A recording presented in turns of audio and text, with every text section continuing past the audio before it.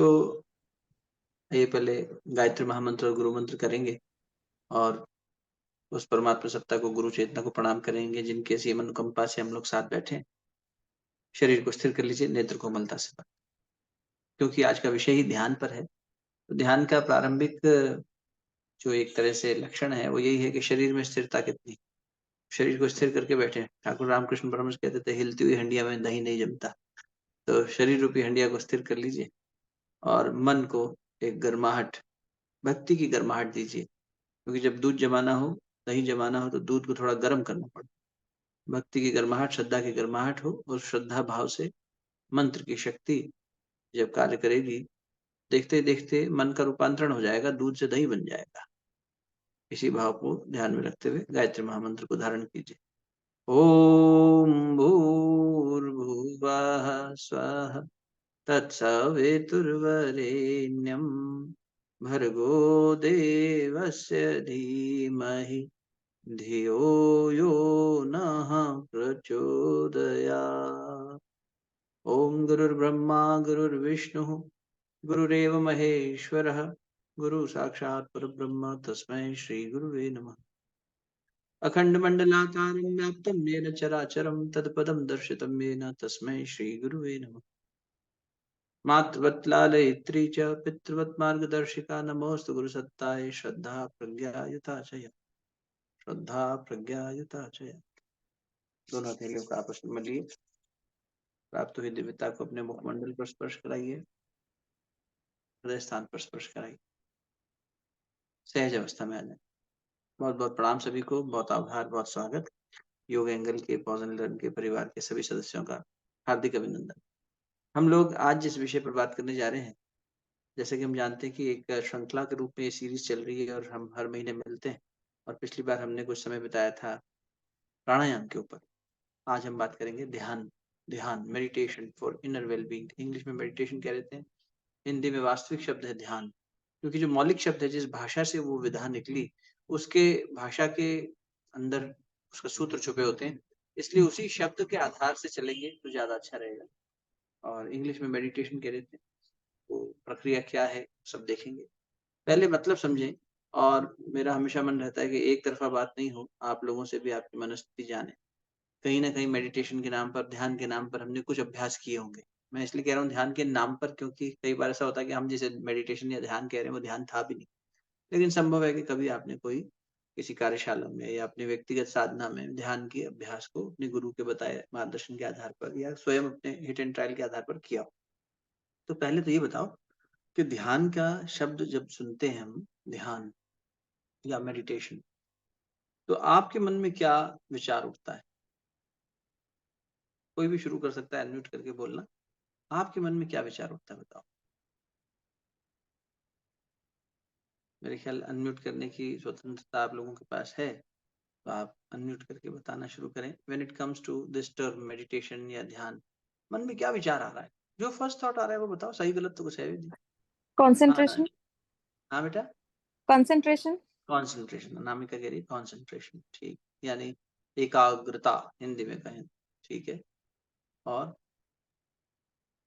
So nothing. मतलब शेफाली कह रही नथिंग, नथिंग, कुछ भी नहीं। अच्छा, बहुत सुंदर, ठीक। और अक्षता, वैशाली, तुम लोग क्या लगता है? रागिनी? वे connection with God. Connection with God, अच्छा, ठीक।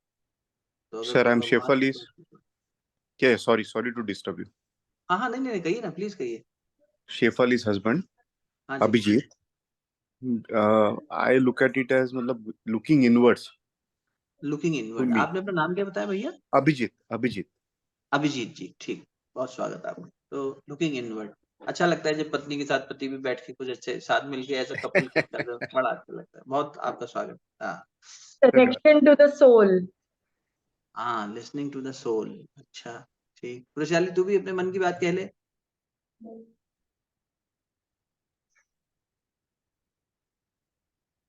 सपना और नियति भी है नीचे।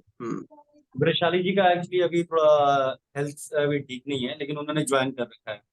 ठीक है, चैट पर लिख के बताना अगर संभव हो तो। सपना, नियति, तुम लोग को क्या लगता है जब तुम ये ध्यान शब्द या मेडिटेशन सुन रहे हो, तो जब भी ये दिमाग में आता है तो what is the first image your mind is creating? कुछ तो सोचा होगा दिमाग में, कुछ तो मन में सर उठा होगा। मेरी मम्मी भी है यहाँ पे, उनको कुछ कहना है। हाँ हाँ, अरे बिल्कुल स्वागत है परिवार का। अक्षता की मम्मी कुछ कहना चाह रही है। रश्मि शेनॉय, अक्षता's मॉम। जी। मुझे ध्यान में ऐसा लगता है कि just we become one with nature and concentrate on our breath. ठीक है, तो थोड़ा प्रक्रिया के ऊपर माता जी ने प्रकाश डाला कि we concentrate on our breath, we align with our breath, and result ये है कि we become one with the nature। हम प्रकृति के साथ एक तादात्म्य स्थापित कर लेते हैं, एक वननेस स्थापित कर लेते हैं। ठीक है जी, बहुत सुंदर। नमस्ते, मैं निखिल बोल रहा हूँ। जी मैं निखिल जी। वैशाली के लॉगिन से ही मतलब अटेंड कर रहा हूँ। जी तो मेडिटेशन के लिए मतलब मैं जनरली प्रेफर करता हूँ कि सामने से ओम का मैं ये रखता हूँ चित्र, ऐसे ध्यान करते वक्त। ठीक है, तो आप ओम को आधार बनाते मैं हैं। हाँ मतलब ओम जनरली दैट मेरे सामने मतलब ओम ऐसे ध्यान में आता है सामने। अच्छा, आपको ओम का चित्रण दिखाई देता है, एक चित्रण, विजुअलाइजेशन। हाँ, यस। बहुत सुंदर, ठीक है, बढ़िया। बहुत अच्छे अच्छे हमें इनपुट्स मिल रहे हैं कि जैसे शुरुआत हुई थी कंसंट्रेशन से, अनामिका ने कहा कि कंसंट्रेट करना, फोकस करना। फिर किसने कहा कि नहीं, वो सांस के ऊपर ध्यान करना और उससे अलाइन हो जाना और उसके साथ में नेचर से कनेक्ट हो जाना, माता जी ने कहा। अभिजीत जी ने कहा कि अंदर देखना, मैं अपने अंदर देखूं। बहुत अच्छा। और रागिनी ने कहा कि भगवान से बात कर लें। फिर अक्षता ने कहा कि अपने अंदर जुड़ जाएं सोल से।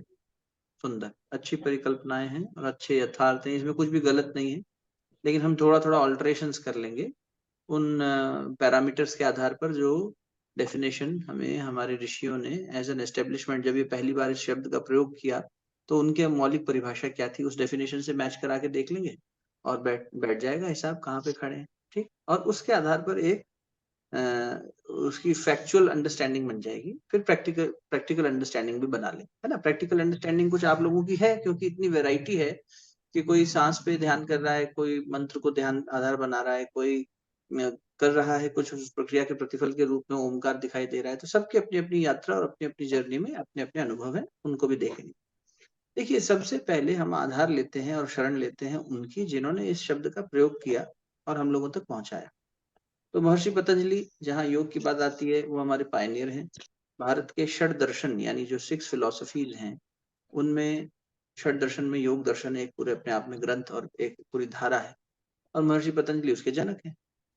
तो पतंजलि ऋषि ने जो पतंजलि योग सूत्र दिए और जिसको उन्होंने एक बुक के रूप में, ग्रंथ के रूप में पतंजलि योग दर्शन के रूप में एस्टेब्लिश किया, उसमें उन्होंने 8 स्टेप्स दिए थे, आपको पता होगा, अष्टांग योग के। यम, नियम, आसन, प्राणायाम, प्रत्याहार, धारणा, ध्यान, समाधि, ये 8 स्टेप्स थे। 8 लिम्स और 8 स्टेप्स ऑफ अष्टांग योग। अब आप सोच कर देखो, उन्होंने शुरू कहाँ से किया है और ध्यान कहाँ खड़ा है।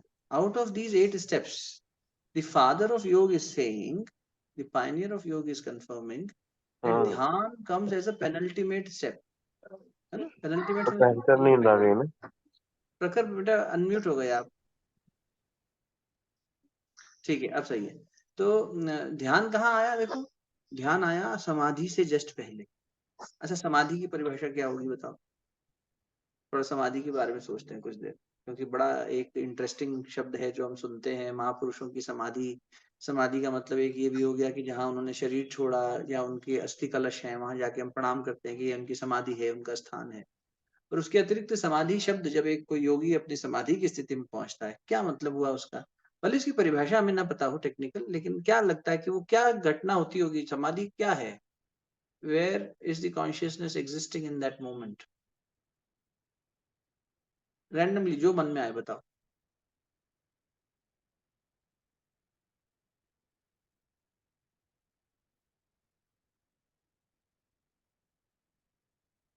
कुछ भी सोचो, बताओ, घबराओ नहीं, ब्रह्म, सही गलत तो सही नहीं।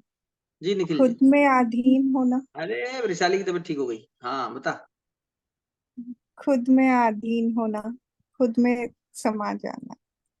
अच्छा, भगवान करे तेरी तबीयत जल्दी ठीक हो जाए, तेरे में प्राण शक्ति बढ़ जाए, अभी बहुत ताकत लगा के बोलना पड़ रहा है तुझे। ठीक, लेकिन फिर भी तूने हिम्मत करी, बहुत सुंदर बात की, खुद में लीन हो जाना। ठीक, और ब्रह्मा के साथ समाधि, जो ब्राह्मण जो होता है उसके साथ एक का मतलब यूनाइट हो जाना। ब्रह्म के साथ एक रूप हो जाना, एकाकार कर लेना, तादात्म्य कर लेना, समाधि। ठीक निकल जी, बढ़िया।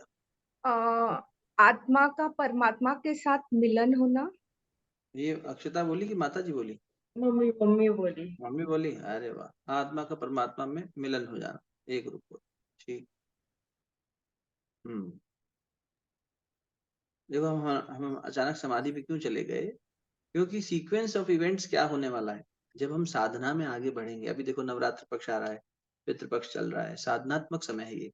जब साधक, जब एक स्पिरिचुअल प्रैक्टिशनर, एक सीकर अपनी जर्नी में आगे बढ़ता है और अपने, चाहे वो गृहस्थ जीवन में हो, चाहे वृद्धावस्था में हो, चाहे युवावस्था में हो, चाहे पुरुष हो, चाहे नारी हो, चाहे पढ़ा लिखा हो, चाहे निरक्षर हो, इररिस्पेक्टिव ऑफ दैट, साधक जब उस यात्रा पे आगे बढ़ेगा तो इन डायमेंशन से होके गुजरेगा।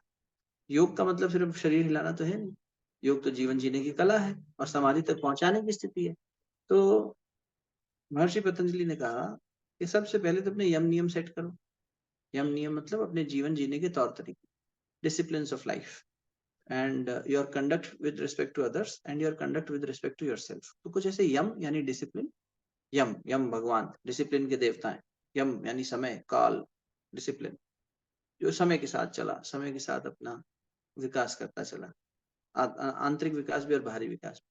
तो उन्होंने कहा कि यम यानी your conduct with respect to other people, दूसरों के साथ आप कैसा व्यवहार रखें, और 5 यम बता दिए। फिर 5 प्रकार के नियम बताए। नियम, नियम में भी यम है, यानी यहाँ भी डिसिप्लिन है, अनुशासन है, और नी माने निज, अपने लिए है, फॉर योर ओन सेल्फ। तो आपने नियम बना लिए कि भाई मैं सुबह 4 बजे उठूंगी, मैं रात को रोज डिनर के बाद हम तो वॉक पे जाएंगे, हम रात को इतने बजे सो जाएंगे। ये आपका पारिवारिक नियम है, इसे आप दूसरों पे नहीं थोपते, ये आपका है। हो सकता है परिवार में कोई बुजुर्ग हो, आप रात 9 बजे खाना खाते हो, उनको 7 बजे खिलाना पड़ता हो, तो आप ये नहीं कि हमारा नियम तो 9 बजे का है, तुम 9 बजे खिलाएंगे, नहीं, आप उन्हें 7 बजे खिला देते हैं। तो ये क्या है, ये नियम हो गए अपने लिए और यम हो गए दूसरों के लिए। तो इस तरह से हमने यम नियम बना के अपने जीवन को जीना शुरू किया। और जब ये शुरू कर लोगे तब उन्होंने कहा तीसरी स्थिति आएगी कि अब अपने शरीर पे काम कर। क्या काम कर? पहले तो अपनी फूड, लाइफस्टाइल, ये सब ऑल्टर कर ले, अपने जीने के विचार के आधार पर तरीके ठीक कर ले, कंडक्ट के कुछ प्रिंसिपल्स बना ले, और तब आसन करने बैठ। ध्यान करने नहीं बिठाया। हम बैठ जाते हैं, बस उठे, क्लास शुरू हुई तो, और अगर खुद करना है तो तैयार हुए, नहा धो के बैठे, आंख बंद करके सीधा ध्यान की अवस्था में। नहीं, पहले एक आसन की स्थिरता चाहिए, फिर उसमें भी आसन शरीर का कुछ ना कुछ तो है। आसन करने का मतलब जरूरी नहीं कि योगा मैट पे आसन ही कर रहे हैं आप, लेकिन आप अपनी उपासना करने बैठे, अपना पूजन करने बैठे, तो आप उस समय पर एक आसन पे तो बैठते हैं नीचे बिछा के, और एक आपके शरीर का पोस्चर होता है। शरीर में आप बैठे, अभी हमने निवेदन किया, हिलती हुई हंडिया में दही नहीं जमता। पहले शरीर को तो स्थिर कर, शरीर को तो नियंत्रण में ला। 5 मिनट सीधे बैठ जाते हैं हम तो हमारी कमर दुख जाती है, 2 मिनट बाद थोड़ी सी कहीं खुजली हो जाती है, फिर कहीं मच्छर काट जाता है, फिर किसी की आवाज आ जाती है, फिर हमारा ध्यान भंग होकर इधर उधर भागने लगता है। तो इसीलिए पहले आसन पर फोकस किया गया कि शरीर को ठीक करो, शरीर के अंदर से टॉक्सिन्स को हटाओ, शरीर को डिटॉक्स करो, शरीर में लचीलापन लाओ, शरीर में स्ट्रेंथ लाओ, है ना। तो ये सब लाके आसनों के माध्यम से, अपने अपने व्यायाम के माध्यम से हमने शरीर को परिपक्व बनाया। अब ये शरीर जब थोड़ा ठीक हुआ, बैठने लायक हुआ, अब जैसे वृषाली को हम कहें कि अभी बैठ के कर, तो उसकी तबीयत ठीक नहीं है, शरीर अभी इस स्थिति में नहीं है कि उससे बैठा के ध्यान कराया जा सके। दूसरी विधाओं के आधार पर उसको हम ये कह देंगे चलो आपत्ति काल में दूसरा कोई इमरजेंसी में जैसे रूल चेंज कर दिया जाता है, ऐसे ठीक है भाई तो लेटे लेटे कर ले बेटा। लेकिन अगर तबीयत ठीक है, शरीर स्थिर है, कोई बुजुर्ग है, कोई तकलीफ में है, चलो लेट जाओ। लेकिन कोई अगर है सक्षम, आयु के अतिरिक्त, मतलब ओल्ड एज में भी कई लोग सक्षम होते हैं, फिर बैठे, फिर बैठ के करें, मेरुदंड सीधा रखें। तो उन्होंने क्या कहा कि यम नियम आसन, पहले आसन से ठीक करो, फिर प्राणायाम, उसमें भी पिछले सेशन में बात हो गई इसलिए वहां नहीं जाएंगे, फिर प्रत्याहार। अब पहले 4 स्टेप्स तो बाहर के थे, आसन प्राणायाम ये सब बाहर चल रहा है, यम नियम बाहर चल रहे हैं, तो इसको बहिरंग योग कह दिया, बाहर। और अब अंदर की जर्नी शुरू हुई। तो किसी ने कहा बड़ा सुंदर, शायद इसने कहा था अक्षता ने, इनवर्ड जर्नी, अंदर की जर्नी, भीतर अपनी सोल के साथ कनेक्ट होना, या उसी में परमेश्वर जोड़ दो तो भगवान के साथ जुड़ना। तो अब तुम अंदर की तरफ चल रहे हो, जीवात्मा परमात्मा की तरफ जा रही है। तो अंदर की तरफ जाओगे तो इंद्रियां बाहर खींचेंगी, ये सेंस ऑर्गन्स तो बाहर के लिए बने हैं, आंखें बाहर देख रही हैं, कान बाहर देख सुन रहे हैं, नासिका बाहर सूंघ रही है, जब जिह्वा बाहर का स्वाद ले रही है विषय का, तो बोल रही है तो बाहर बोल रही है, तो ये क्या है, हमारी ज्ञानेंद्रियां कर्मेंद्रियां तो बाहर के संसार के लिए जुड़ी हुई थी। तो इनको रिस्ट्रेन करना शुरू करना पड़ेगा, साधना करना पड़ेगा, यानी इनको संयमित करना पड़ेगा। भगवान श्री कृष्ण ने गीता जी में कहा, हे अर्जुन, इंद्रिय बड़ी भारी बात है, ध्यान से संभालना, नहीं समझ आए पूछ लेना, ये वाली जो कहने जा रहे हैं। हे अर्जुन, संयम रूपी अग्नि में इंद्रियों को तपा, संयम रूपी अग्नि में, किसी भी चीज को अग्नि में तपाते हैं तो क्या होता है, उसका प्रारूप बदल जाता है ना। कच्ची सब्जी थी, आपने अग्नि में उसको बॉईल कर दिया, स्टीम कर दिया, पका दिया, उसका प्रारूप बदल गया। कच्ची दाल थी, पक गई, प्रारूप बदल गया, पहले भोजन योग्य नहीं थी, अब हो गई, तो योग्यता बढ़ा दी उसने। इंद्रियों की योग्यता कैसे बढ़ाएगा, बोले अग्नि में तपा। अग्नि किसकी, बोले संयम की।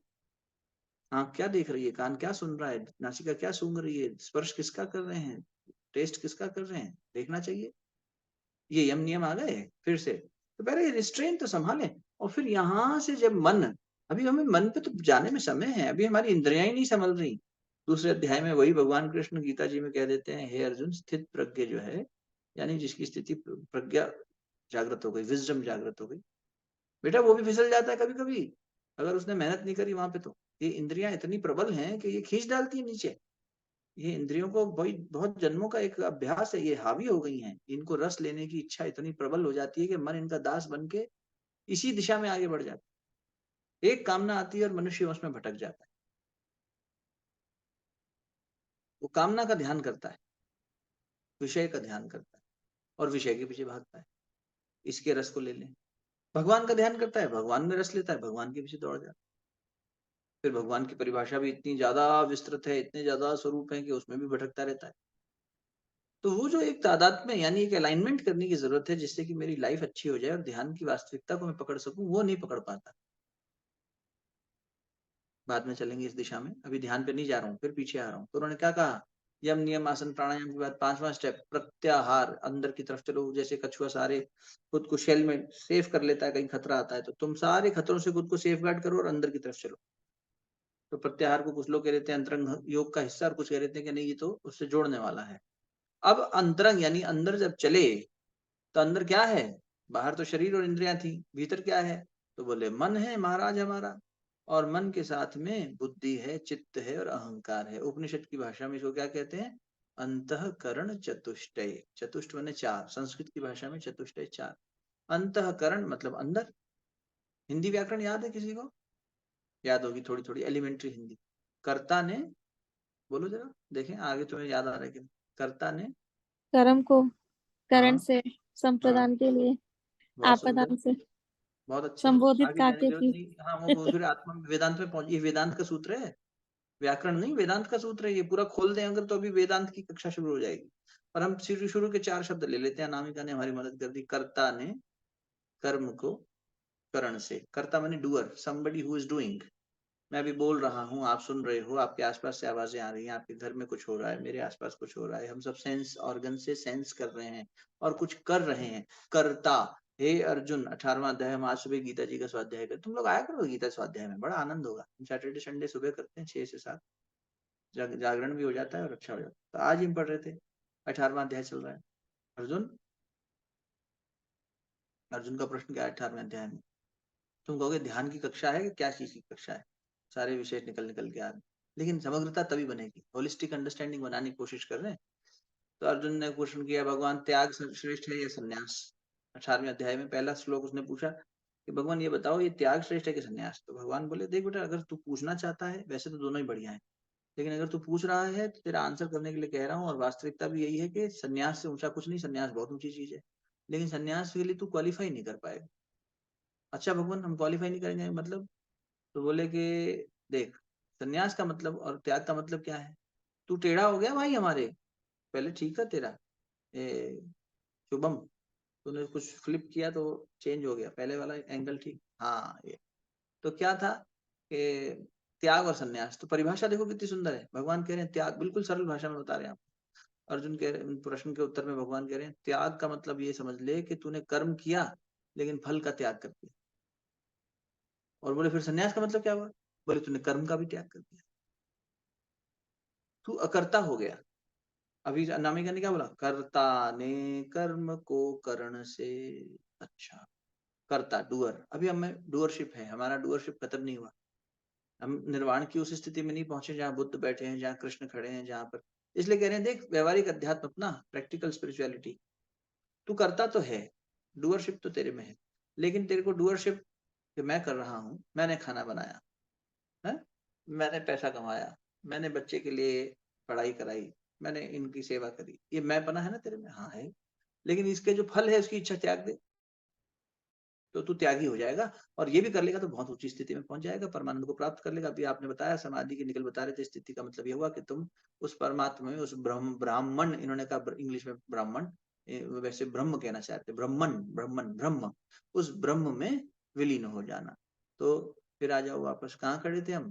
कि कर्ता ने कर्म को करण से, हम अंतःकरण पे थे ना, करण, वहां भी शब्द आ रहा है, करण माने टूल, कर्ता ने करने वाला, करेगा क्या? कुछ कर्म करेगा, उस कर्म को करने के लिए उसे टूल चाहिए ना। तो जो टूल बाहर है वो क्या है? हमारा शरीर, फिजिकल बॉडी, और इसकी सेंस ऑर्गन्स, कर्मेंद्रियां और ज्ञानेंद्रियां, ये तो बाहर दिख रही हैं। तो ये तो बाहर के उपकरण हो गए, उपकरण, टूल्स, उपकरण इंग्लिश में इंस्ट्रूमेंट्स। उपकरण लाना भाई, क्या उपकरण चाहिए इसके लिए? टूल्स हो गए।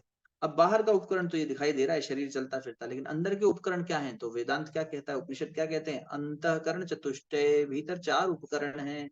अंतःकरण यानी अंदर के करण, टूल्स 4 हैं। कौन कौन से हैं? तुम्हारा मन है, हाँ, कॉन्शियस माइंड जो अभी सुन रहा है, अवेयर है। अच्छा, आज सेशन है 6 बजे, ये अवेयरनेस बाहर, कॉन्शियस माइंड। यहाँ मन का मतलब कॉन्शियस माइंड हुआ, ठीक।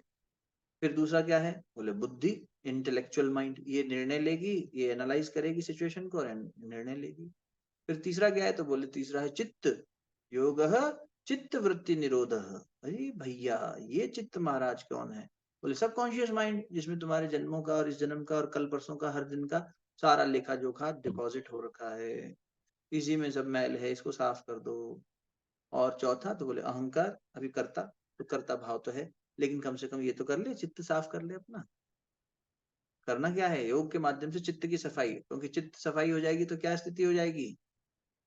तदा दृष्टु स्वरूप अवस्थानम, पहले अध्याय में कह दिया। उस स्थिति में क्या हो जाएगा महाराज? जब किसी का योगी अपनी साधना में ऊंचा उठ जाएगा तो क्या हो जाएगा? मन शांत हो जाएगा। जब जब निरुद्ध यानी कुछ भी नहीं है वहां, नथिंगनेस, जैसे आपने कहा, तब क्या स्थिति हुई? What is that state? समाधि।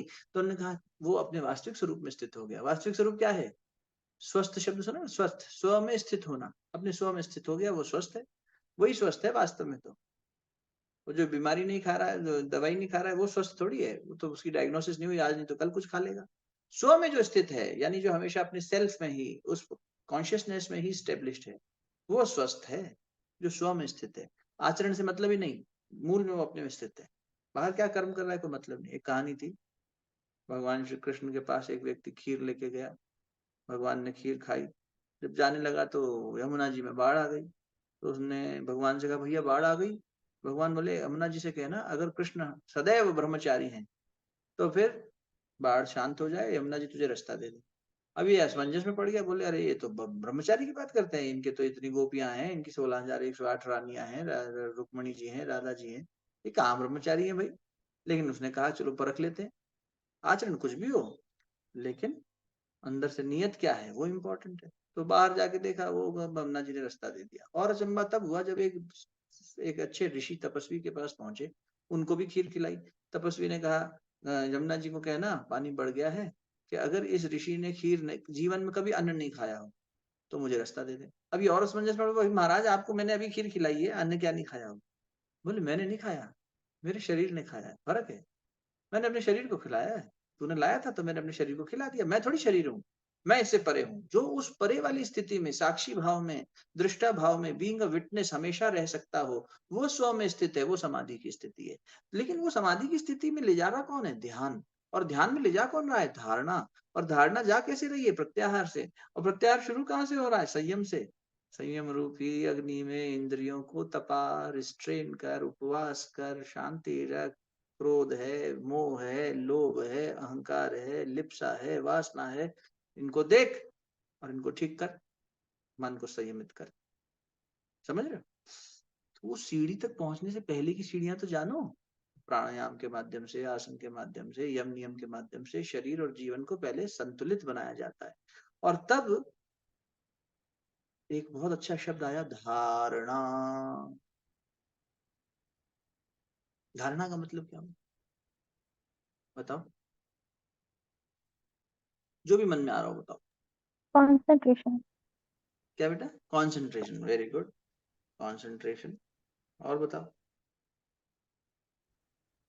वो मिक्स करें शायद तो। मान्यता। हम बहुत क्या सुंदर। आपकी मान्यता क्या है कि आपकी जीवन में धारणा क्या है, अवधारणा क्या है? फिर और मुझे लगता है अच्छी परिभाषाएं मिल गई हैं, इन पर हम अपने आगे के विचार को खड़ा कर सकते हैं। तो महर्षि पतंजलि ने कहा धारणा मतलब ये हुआ कि आपने एक विचार को धारण कर लिया, कंसंट्रेशन, और आप उस पर चल पड़े, मतलब आपका मन उसी एक विचार पे चल पड़ा। हिंदी में शब्द क्या है मेडिटेशन के लिए? ध्यान। और यहाँ धारणा, धारणा से ध्यान में प्रवेश करोगे। अब देखो ये यूं समझ लो, धारणा, ध्यान और समाधि जो भीतर में घटित होने वाली 3 स्टेजेस हैं, ये स्टेजेस एक दूसरे से अपने आप एक से दूसरे में चली जाती। यानी थोड़ा सा और खुल के कहूं, धारणा में तो तुमने एक विचार किया ना, उस पर कॉन्सेंट्रेट कर रहे हो, फोकस कर रहे हो। जैसे तुमने विचार लिया ओम, ओम, विचार ही तो है ओम, मैं ओम से जुड़ रहा हूं, एक शब्द है। या मंत्र लिया राम, राम, राम, राम, जपते चले तुम उसको, मन को उसी एक ही धारणा पे घुमाते चले। धारण कर रहा है वो, धारण करना, रिसीव करना। तो उसने एक अवधारणा बनाई। जैसे कुछ लोगों की धारणा है, अरे जीवन बड़ा अच्छा है, बड़ा उपयोगी है, मनुष्य जीवन बड़ी उससे मिलता है, इसको गंवाओ मत, बढ़िया करो। कुछ कहते हैं अरे लाइफ इज मिजरेबल। तुम्हारी धारणा क्या है जीवन के बारे में? आपकी क्या ओपिनियन है? धारणा का एक मतलब ओपिनियन भी होता है। आपने धारण क्या किया हुआ है, उस बेसिस पे आपका पर्सपेक्टिव बनता है। कोई कहेगा परमात्मा है, कोई कहेगा नहीं। अरे क्या ध्यान व्यान की क्लासेस छोड़ो यार, मेडिटेशन की 50 क्लासेस हो, धारणा है। और कोई कहेगा अरे हमें जूम लिंक भेजो, जूम लिंक भेजो, हमें करनी है, हमें जानना है। अपनी धारणा, अपनी एक ओरिएंटेशन है। तो धारण हमने क्या किया? तो आपने एक विचार धारण किया। अब देखना मन को कहाँ लेके जा रहे हैं। आपको शायद याद होगा, हमने पीछे बात करी है, जो लोग थे उन्हें याद होगा, मैं ऐसी आशा कर रहा हूँ। मनोभूमि, चित्त की भूमि, चित्त की सफाई कर दी ना, चित्त भूमि, मनोभूमि। याद है किसी को? या हमने, आपने वैसे नहीं हमसे बात की हो तो आपको पता होगा। चित्त की भूमि महर्षि पतंजलि के हिसाब से 5 प्रकार की मनोभूमि होती है। जैसे किसी जगह बीज बोया जाए, हम ध्यान रूपी वृक्ष की छांव में बैठना चाह रहे हैं, हम समाधि तक पहुंचने की हमारी वो है, संभावना है, क्षमता है, हम बढ़ा लें तो। लेकिन हम भूमि तैयार ना करें तो? धारणा वो भूमि की तैयारी है। तो महर्षि पतंजलि कहते हैं 5 प्रकार की भूमि होती है। आपको हमने अंग्रेजी में बताया था ताकि सरल पड़ जाए याद रखना। पहली क्या थी? बोले डोंकी माइंड, मूड मती, एकदम मूड, चित्त मूड है, कुछ कर ही नहीं पा रहा है, तामसिक हो गया है, आलस प्रमाद में पड़ा है। दूसरा बोले गतिशील तो है लेकिन बंदर की तरह उछल कूद मचाता है, एक जगह टिक के नहीं बैठता है। हमारा मन इतना दुष्ट है, कभी कंफ्यूज हो जाता है, कभी इसके पीछे भागता है, कभी उसके पीछे भागता है, कभी कहता है मीठा खाऊं, कभी कहता है नमकीन खाऊं। ये टिकता नहीं बंदर एक जगह। तो मंकी माइंड, ये क्या हो गया? तो बोले ये शुद्ध शुद्ध स्थिति हो गई। क्षिप्त, ये क्षिप्त बैठा है। खिन्न, क्षिप्त मैंने खिन्न, बिखरा हुआ, distorted, distorted mindset, disoriented, confused, conflicted. हम अपनी ही बात के ऊपर एक जगह नहीं, ये गाड़ी खरीदें, ये नहीं खरीदें, ये कपड़ा पहने, ये नहीं पहने, इनसे बात करें, इनसे नहीं करें, इनसे बिना कहे रहा भी नहीं जाता, इनसे कहो तो हमारा झगड़ा हो जाता है। आदमी कितना कंफ्यूज है देखो। ये हो गई क्षिप्त स्थिति। और फिर उन्होंने कहा कि तीसरी स्थिति क्या हुई? बोले बटरफ्लाई माइंड। उछल कूद तो बटरफ्लाई भी कर रही है लेकिन बंदर से बहुत कम और बहुत सॉफ्ट। लेकिन ये भी ठीक नहीं है स्थिति, ये भी चंचल है। तो बटरफ्लाई माइंड के लिए शब्द आ गया विक्षिप्त मन। समझ रहे हो? डोंकी, मंकी, बटरफ्लाई, इतना याद कर लो तो ये समझ में आ जाएगा आपको। बहुत संस्कृत के शब्द याद ना रहे तो भी, ये तीनों ही स्थितियां अच्छी नहीं है। इन तीनों से और आगे जाना है तो कौन सी स्थिति, जो तुमने बहुत शुरू में कहा था, शायद अनामिका ने कहा था, ध्यान का मतलब कॉन्सेंट्रेशन। ध्यान का मतलब कॉन्सेंट्रेशन नहीं है, धारणा का मतलब कॉन्सेंट्रेशन है। When you concentrated one single thread of thought, तुमने एक दीपक जला लिया, उसकी लौ पे ध्यान कर रही हो, ध्यान नहीं कर रही हो तुम, एक्चुअली कॉन्सेंट्रेट करके धारणा कर रही हो। बोलने में क्या कहते हैं, हम लौ पर ध्यान कर रहे हैं, एकाग्रता। अच्छा देखो क्या है, छोटे बालक को और चाहे बूढ़ा व्यक्ति हो, हर व्यक्ति को ध्यान हर प्रतिपल करना पड़ रहा है कि नहीं। हम चल रहे हो, आप कहें अरे जरा ध्यान से चलना, पानी है फिसल नहीं जाना, ध्यान। मराठी में बोलते हैं लक्ष्य दहा, रेलवे स्टेशन पे होता है, कृपया ध्यान दीजिए, हिंदी में may I have your attention please, English में। वो धारणा है, वो ध्यान नहीं है। वहां शब्द हम ध्यान प्रयोग में ला रहे हैं इतनी बोलचाल में, पर वास्तव में क्या है, आप धारण कीजिए इस इंफॉर्मेशन को अपने अंदर, हैव योर अटेंशन, बिल्कुल ओरिएंटेड इस तरफ हो जाओ। अब यही कमांड सुनो, ये आप एक विचार को लेके जब चलने लगते हो तो ये कौन सी अवस्था हुई, चित्त की चौथी अवस्था। अभी ये तीनों तो छूट गई पीछे, कौन सी, भूमि तैयार कर रहे थे ना, कौन कौन सी थी, जल्दी बताओ। प्रवचन नहीं हो रहा बाबा जी का, पाठशाला चल रही है, बताओ।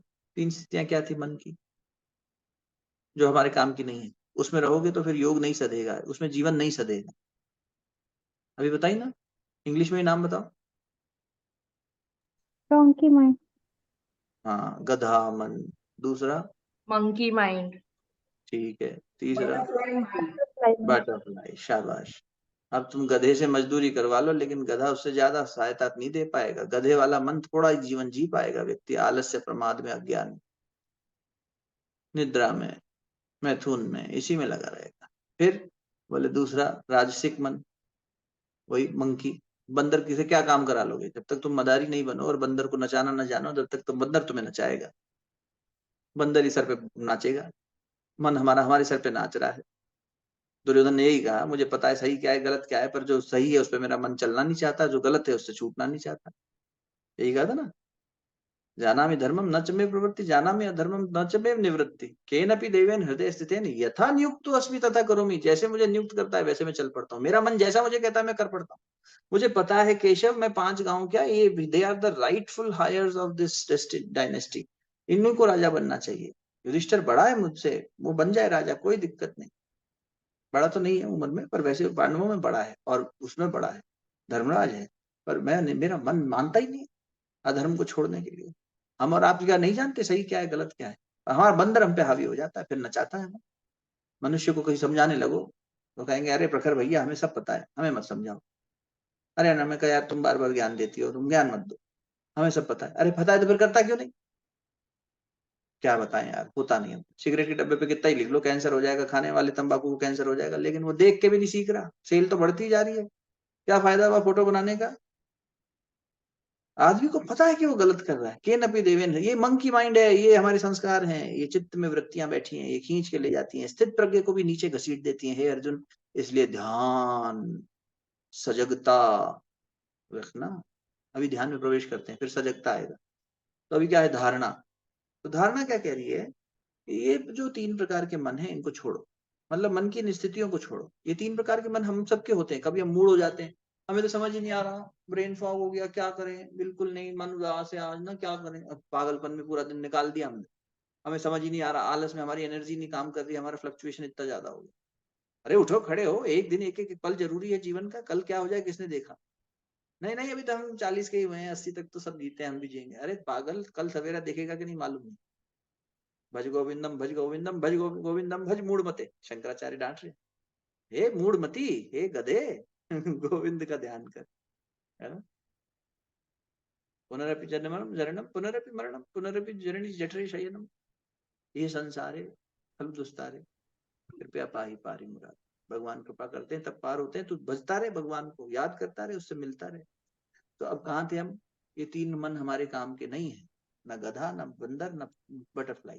तो उनका चौथा मन लेके आओ, एकाग्र मन, मन की चौथी भूमि जो योग के लिए तैयार है, इसमें बीज बोया जा सकता है। जब तुम एकाग्र हो जाओगे, यानी कॉन्सेंट्रेशन इंग्लिश में अनामिका, और उसका शब्द संस्कृत में दे दिया हमें महर्षि पतंजलि ने, क्या, धारणा, धारण करेगा मन किसी एक थॉट को, किसी एक मंत्र को, किसी एक गुरु की बात को। गुरु जी ने कहा है ऐसा करना है, धारण कर लिया, अब हम वैसा ही चल रहे हैं। गुरु के प्रति हमारी निष्ठा है। हम हनुमान जी के सेवक हैं। हनुमान जी या तो राम का नाम लेते हैं, राम का काम करते हैं। हम या तो भगवान का काम करेंगे, भगवान का नाम जपेंगे। ठीक है, हम हनुमान जी की शक्ति को लेंगे। नहीं नहीं, हम तो शिव के उपासक हैं, तो शिव का मतलब है कल्याणकारी, तो हमारे माध्यम से सबका कल्याण होना चाहिए। ये तुमने धारणा बनानी शुरू करी। भूमि तैयार हो गई, इस भूमि में बीज पड़ गया। अब वो बीज तुम्हारी बुद्धि में बैठ गया। अब चलो ध्यान की तरफ। अभी तक तो तुमने पीछे की कहानी समझी। अब ध्यान शब्द का हिंदी में मतलब क्या है? संधि विच्छेद करना आता हो तो संधि विच्छेद करो जरा ध्यान का। संधि विच्छेद याद है? संधि विच्छेद किसी भी शब्द को दो हिस्सों में तोड़ते थे या दो से अधिक हिस्सों में तोड़ते थे। तो हिंदी में ध्यान, संधि विच्छेद करो जरा।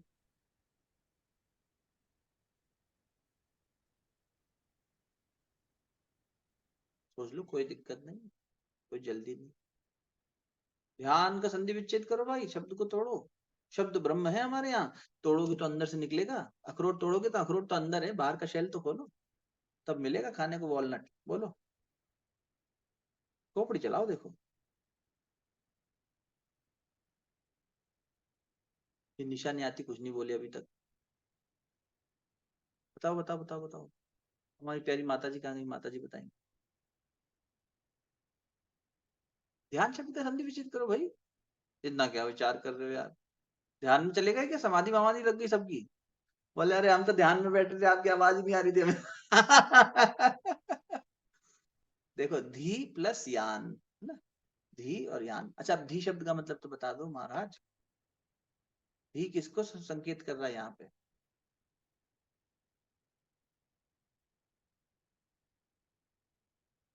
जागो मोहन प्यारे, कुछ बोलो। मोटोरोला दीदी कुछ तो बोलो यार, आपने ज्वाइन किया, नाम नहीं पता। डी मोटोरोला, मतलब बुद्धि। हाँ बोलो बोलो बोलो बोलो बोलो। अक्षता डी जी मतलब बताइए। बुद्धि। हाँ जी, जय हो, आप बुद्धिमान है। देखो, एक बुद्धिमान तो मिला हमें। धी मतलब बुद्धि। नहीं, सबको ऐसे ही मजाक कर रहे हैं, सब प्रणाम। धी मतलब बुद्धि और यान मतलब, अब यान की भी परिभाषा कर दो। यान मतलब हिंदी में यान शब्द कहाँ लगाते हो, कहाँ इस्तेमाल करते हो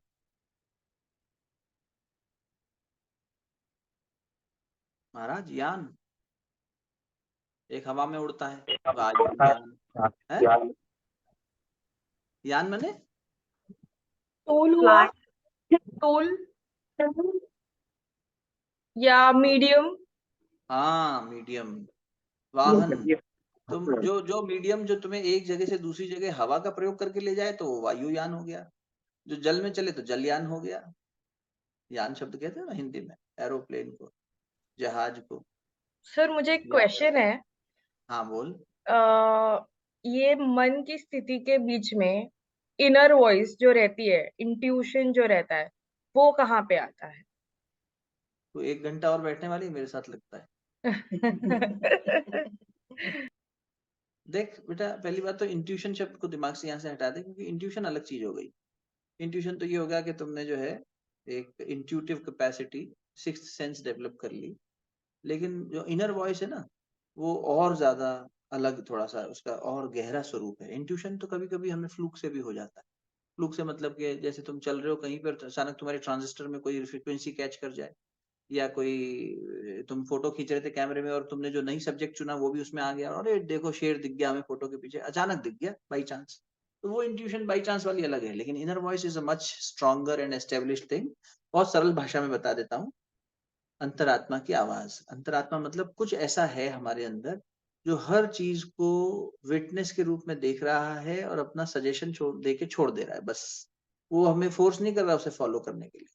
अब हमारे अंदर दो तरह की आवाजें हैं। एक है वो वॉइस जिसकी तूने बात करी, थोड़ा डिविएट हो रहा हूँ भैया, वापस आएंगे फिर ध्यान पे, क्योंकि ये भी ध्यान से सुनने की आवाज है जो इसने प्रश्न किया है।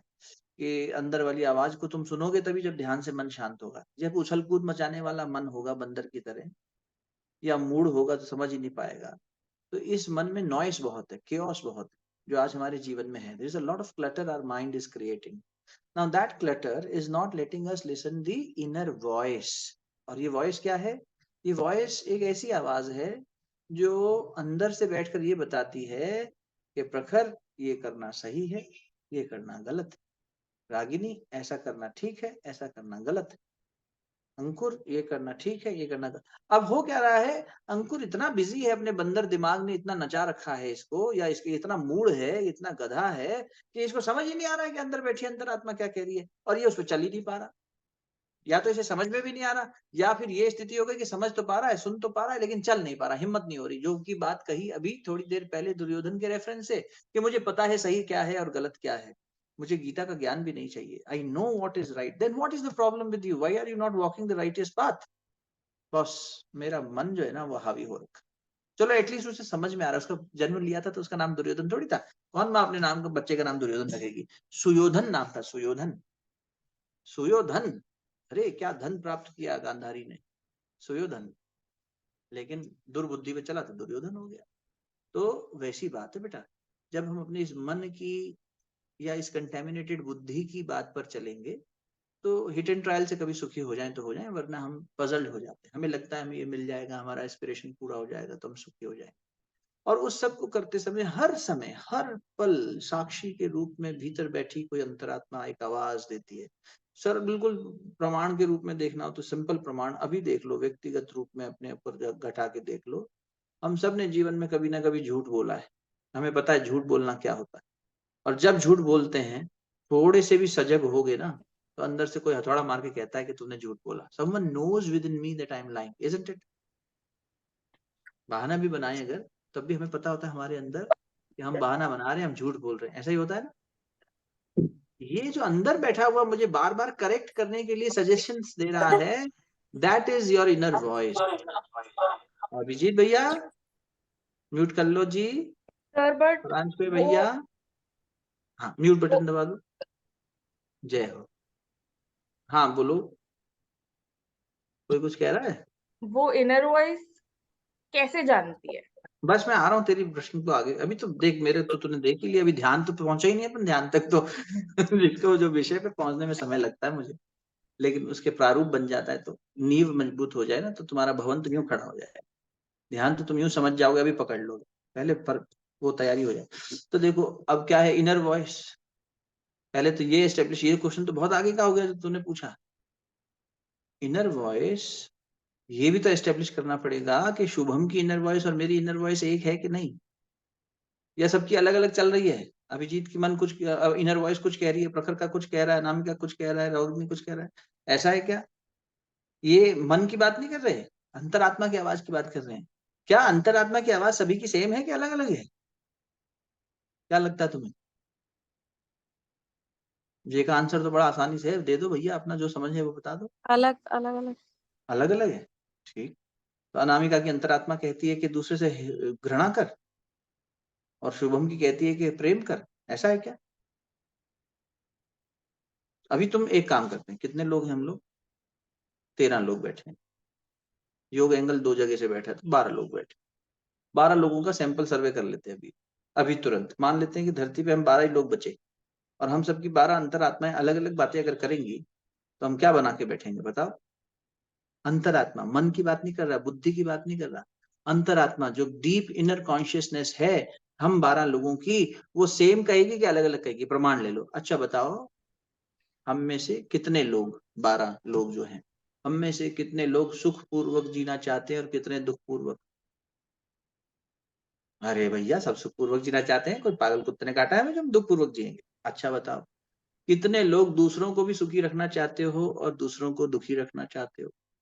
पूरा यकीन है हर आदमी कहेगा हम दूसरे को सुखी रखना चाहते हैं, रख पाते नहीं है वो अलग बात है, that is a sir part of capability and skill. चाहत क्या है? चाहत, जीने की चाहत। कितने लोग प्रेम पूर्वक जीना चाहते हो, कितने सम्मान पूर्वक जीना चाहते हो? 12 के 12 लोग एक ही आंसर देंगे। ना हम किसी से अपमान करना चाहते, ना हम किसी से द्वेष रखना चाहते, ना हम किसी का घृणा रखना चाहते, ना हम किसी के प्रति दुर्भाव रखना चाहते। हम नहीं चाहते हैं, लेकिन हमारा मन हमारे हिस्से में नहीं आ रहा है, हमारे काबू में नहीं आ रहा है, इसलिए इसे पकड़ के ले आता है। अंतरात्मा की स्थिति में तो हर आदमी एक ही चीज चाह रहा है, ढाई आकर प्रेम के, बस इतना ही चाहिए। हर अंतरात्मा वही चाह रही है, थोड़ा सा प्रोत्साहन मिल जाए, थोड़ा सा प्रेम मिल जाए, वातावरण मिल जाए। हर अंतरात्मा खिलना चाहती है। देखो छोटे बच्चे की हो, पशु की हो, इंसान की हो, और मनुष्य क्योंकि कर्ता कर्म करने की स्वतंत्रता सिर्फ मनुष्य योनि में है, तो मनुष्य की बात कर रहे हैं, अदरवाइज तो सारी स्पीशीज में ही मन काम कर रहा है और अंतरात्मा काम कर रही है। हमारी अंतरात्मा जिसको हम सुन सकते हैं हमेशा हमें यही कहती है। अच्छा एक बात सोच अनामिका, सुबह उठेगी तब अंतरात्मा सही एडवाइस देगी, रात को सोते समय गलत एडवाइस देगी, मैं थक गई, ऐसा तो नहीं है, हर समय वही देगी। तुमने पढ़ाई लिखाई कम करी हो ज्यादा करी हो इसका भी कोई लेना देना नहीं। तुम आज अविवाहित हो कल विवाहित हो जाओ तो चेंज हो जाएगी, नहीं ऐसा भी नहीं है। तुम आज भारत में हो कल किसी दूसरे देश में चले जाओ तो चेंज हो जाएगी, नहीं बिल्कुल नहीं। ये हर जगह हर समय हर परिस्थिति और हर काल में शाश्वत है, अच्युत है। अंतरात्मा जीवात्मा जो है, शुद्ध बुद्ध अंतरात्मा, वो तो परमात्मा का ही स्वरूप है। तो भगवान क्या है? अच्युतम केशवम कृष्ण दामोदर, अच्युत है, अच्युत है, अच्युत। ये मना नहीं, ये डिगती नहीं अपनी जगह से, ये वही एडवाइस देगी। भगवान हमेशा वही एडवाइस देगा, ये कर ये मत कर। वेद वही एडवाइस देगा, ये कर ये मत कर। ऋषि वही एडवाइस देगा, गुरु वही एडवाइस देगा, ये करने योग्य है ये नहीं करने योग्य है, मत कर। अब हम कह रहे नहीं गुरु जी हमारा मन कर रहा है, कर ले बेटा, फिर तेरी इच्छा, इसके प्रतिफल तू भुगतना। समझ में आ रही बात? वॉइस वही बात कह रही है, हर बार वही कह रही है, हमेशा वही कह रही है, और हर एक की यही कह रही है। और इसीलिए इसको कह दिया कि that inner voice is actually universal, it is not time bound, it is not space bound, it is not geographically bounded, it is not bounded or dependent on any factor. ये constant है परमात्मा की तरह। जीवात्मा, ये जो हमारा शुद्ध बुद्ध अंतर का सोल है, कॉन्शियसनेस है, ये यूनिवर्सल है, सेम है, वननेस में जी रही है। ये डिफरेंशिएशन नहीं सिखाती, डिफरेंशिएशन बुद्धि करती है क्योंकि उसे जीना है। ये तो आराम से वननेस में है। शत्रु को भी प्रेम से देखता है बुद्ध। फिर बुद्ध जब बुद्धत्व को प्राप्त हो जाते हैं सिद्धार्थ, तो फिर शत्रु पे वो शत्रु का भाव ही नहीं है। कोई आके उनके ऊपर गाली दे दे, थूक दे, तो भी बुद्ध बैठे मुस्कुराते हुए, कोई दिक्कत। भगवान किसी को शत्रु भाव में थोड़ी मार रहे हैं कि तुमने मेरी पत्नी चुरा ली, मैं तुम्हारी अभी देखो लंका ढाता हूँ, ऐसा थोड़ी है। कोई प्रतिशोध की भावना थोड़ी थी। सीता जी का रक्षण करना है, तुम नहीं मान रहे हो, ठीक है। दुर्योधन के प्रति कोई प्रतिशोध की भावना थोड़ी थी कि देखो इसने इतना अत्याचार किया, मारो इसको ना। धर्म युद्ध कहा गया। ऐसा युद्ध था महाभारत कि जहां दो योद्धा अगर आपस में लड़ रहे हैं, और घटना हुई 13वें दिन के युद्ध में कि एक योद्धा ने दूसरे योद्धा के ऊपर वार किया। मान लो कि हमारे ऊपर वार हुआ और हम मरने वाले हैं, हमें पता है कि ये मार डालेगा, तो हमने क्या किया? छल किया। छल ये किया कि हमने थूक दिया। अब किसी भी थूक दो तो गुस्सा आएगा। तो सामने वाले योद्धा ने, पांडवों का योद्धा था, उसने रिस्ट्रेन कर लिया खुद को, बोले अब मैं तुम्हें नहीं मारूंगा। बोले क्यों? बोले मैंने धर्म की प्रतिज्ञा ली थी कि मैं व्यक्तिगत प्रतिशोध के लिए युद्ध नहीं कर रहा हूँ। समझ रहे हो? मैं व्यक्तिगत प्रतिशोध के लिए नहीं कर रहा हूँ, मैं तो कर रहा हूँ धर्म की रक्षा के लिए। अगर तुम मान जाओ तो हम ये युद्ध करेंगे ही नहीं, दुर्योधन मान जाए तो युद्ध की जरूरत ही नहीं। सारे विकल्प भगवान ने ले लिए। और फिर जब युद्ध हो भी रहा है तो अर्जुन अगर द्वेष भाव में युद्ध कर रहा है तो भगवान को स्वीकार्य नहीं है। वो उसको कह रहे हैं तू इनर वॉइस को सुन, इनर वॉइस तो यूनिवर्सल है ना बेटा, गीता इनर वॉइस से तो सुनना सिखा रही है, उसको सुन ले, फिर तू ये समझ जाएगा ये राग द्वेष से युद्ध नहीं करना। तू कर्ण से द्वेष के भाव से आया था ना, तू अहंकार से खड़ा था ना। अर्जुन, अर्जुन का पहला स्टेटमेंट क्या था? हे केशव मेरा रथ लेके चलो, मैं भी देखूं, मेरे सामने धरती का श्रेष्ठतम धनुर्धर अर्जुन, ओहो गांडीवधारी श्रेष्ठ अर्जुन, और इसके सामने दुर्योधन की तरफ से कौन कौन योद्धा लड़ने आए हैं। अब भगवान ने भी अगर उस समय वो ले जाके खड़ा कर देते कर्ण के सामने, अर्जुन तुरंत प्रत्यंचा चढ़ा लेता, तुरंत उसका शौर्य जाग जाता। लेकिन ले जाके कहाँ खड़ा किया? उसके वीक पॉइंट पे। अब तू कर्ण से अगर युद्ध द्वेष के भाव से कर रहा है तो भी ठीक नहीं, और तू इनसे युद्ध करने से पीछे हट रहा है कि मेरे दादा हैं मेरे गुरु हैं, तो भी ठीक नहीं। युद्ध कर क्योंकि तेरा स्वधर्म है, तेरा स्वकर्म है, लेकिन आत्मा में स्थित होके। मजेदार बात है, बड़ा क्लिष्ट है, बहुत कॉम्प्लेक्स है, सुनना बड़ा आसान है। कहते हैं ना कि इजी सुनने में है बट करने में मुश्किल। तो आप सोचो इनर वॉइस को सुनना बड़ा मुश्किल है। कब मुश्किल हो जाता है? जब मन बहुत कंफ्यूज्ड हो, पजल्ड हो, क्लटर्ड हो, मनोभूमि ठीक ना हो। और जब तुम ध्यान की शरण लेते हो और उससे पहले धारणा की शरण लेते हो तो मन को एकाग्र करते हो, मन को एकाग्र करते हो, मन को एकाग्र करते हो, कॉन्सेंट्रेट करते हो, सूक्ष्म करते हो, पॉइंटेड करते हो। दीवार में छेद निकालना होगा तो तुम पॉइंटेड कील लेके अगर ऐसे ऐसे ठोकोगे ठुक जाएगा, लेकिन ब्लंट होगा आगे से तो कील ठुकेगा नहीं। तुम कहोगे इसकी चोंच इसकी पैनी होनी चाहिए तब ये ड्रिल होगी, तब ये कील ठुकेगा, नहीं तो नहीं ठुकेगा। तो तुम अपने मन को पहले पैना तो बनाओ, अपनी बुद्धि को गलाओ तो सही। ये धी यान, ये बुद्धि रूपी विचार तो बुद्धि करेगी। एक विचार दे दिया बुद्धि को, बुद्धि लगी हुई है ओम नमः शिवाय ओम नमः शिवाय, वो बैठी हुई है कह रहे गुरु जी ने ये कहा है करना है, अरे भगवान ने ऐसा कहा है, शास्त्रों ने ऐसा कहा है, अरे अंतरात्मा ने ऐसा कहा है, छोड़ो शास्त्र नहीं पढ़े हमने, गुरु नहीं मिला हमें जीवन में, कोई बात नहीं। एक निरक्षर व्यक्ति जिसको, या कोई ऐसा व्यक्ति जिसको संस्कृत नहीं आती, वो वेद नहीं पढ़ पाएगा, फिर नहीं मिला उसको ट्रांसलेटेड वर्जन। अरे अंतरात्मा तो मिली है, इसका धर्म से लेना देना ही नहीं है। ये तो भीतर में बैठा हुआ तुम्हारा एक मैनुअल है, जिसे तुम जब पढ़ने लगते हो तो जीवन जीना आ जाता है। तो वो जो अंतरात्मा बैठ के सजेशन दे रही है, this has to be done, this is not required to be done, वो सजेशन दे रही है, हुक्म नहीं दे रही, तो वो सजेशन देती है, हम उसका सजेशन मान लेते हैं, तो आत्मा की शरण में पहुंच जाते हैं। हम मन की शरण में जाते हैं, शरण में जाने दूंगा, मन तू क्या कह रहा है, मन कह रहा है आत्मा की ऐसी की तैसी, झूठ बोल, सारा संसार झूठ बोल रहा है। अरे झूठ बोलना तो अच्छी बात नहीं है, अंतरात्मा को दुख हो रहा है, अरे होने दे दुख, क्या करना अंतरात्मा का, छोड़, ज्यादा एथिक्स मत झाड़, कर बदमाशी, कर नौटंकी, कर अपना वो करप्शन कर रहा है इंसान, घोटाला हम सब कर रहे हैं ना, काम चोरी हम कर रहे हैं, सिग्नल तोड़ने का मौका मिले तो हम तोड़ लेते हैं, कहीं भी रूल चेंज करना हो हम कर लेते हैं अपने हिसाब से, बच्चे के लिए अलग अनुशासन, हमारे लिए अलग अनुशासन, अरे ये क्या बात हुई, हम हर जगह अपना हुकूमत चला रहे हैं मन की। अरे अंतरात्मा में तो मौलिकता एक ही थी, उसकी उसकी तो मौलिक रिक्वायरमेंट एक ही थी। और गुरुदेव कहते हैं बेटा इसी को आत्महत्या कहते हैं, तुम अपनी आत्मा को सुनना बंद कर देते हो तो अंतरात्मा मर जाती है, सती रूपी अंतरात्मा आत्मदाह कर लेती है, और तब शिव को आना पड़ता है वीरभद्र बन के, और वो सब फिर महाकाल आके फिर अमूल जो भगवान, तो जब अंतरात्मा की बार बार वो होगी खिलाफत, और मन की शरण में जाओगे तो आके मन की सारी सल्तनत को वो कर देगा, अंग भंग कर देगा, फिर तो उसका विराट तांडव होगा, वही होता है। फिर जीवन हमें झटका देता है, बढ़िया सा झटका लगता है, ओहो हम घबरा जाते हैं, फिर हमें अंतरात्मा याद आती है सोई हुई मरी हुई, अरे हमें तो ये पता था हमने किया नहीं, प्रायश्चित होता है, गिल्ट होता है, परेशान हो, तुम्हारा कर्म ही तुम्हें मार डालता है, बस। बहुत दूर चले गए, वापस आते हैं। तो ये जो एकाग्रता थी, कॉन्सेंट्रेशन, ये सूत्र है, धागा है, तुमने पकड़ लिया, अभी हम कॉन्सेंट्रेट करते हैं। आपने कई जगहों पर कुछ विचारकों के माध्यम से सुना होगा, मैं उन्हें गुरु नहीं कहूंगा, विचारक अच्छे हैं, हर कोई गुरु कहलाने लायक नहीं है, लेकिन उन्होंने गुरु खुद को नाम दे रखा है, खैर, तो उन्होंने लेकिन कुछ बातें अच्छी कही हैं, जैसे ये कहा कि देखो मेडिटेशन जो है वो किया नहीं जाता, हो जाता, ध्यान किया नहीं जाता, ध्यान हो जाता। क्या मतलब हुआ?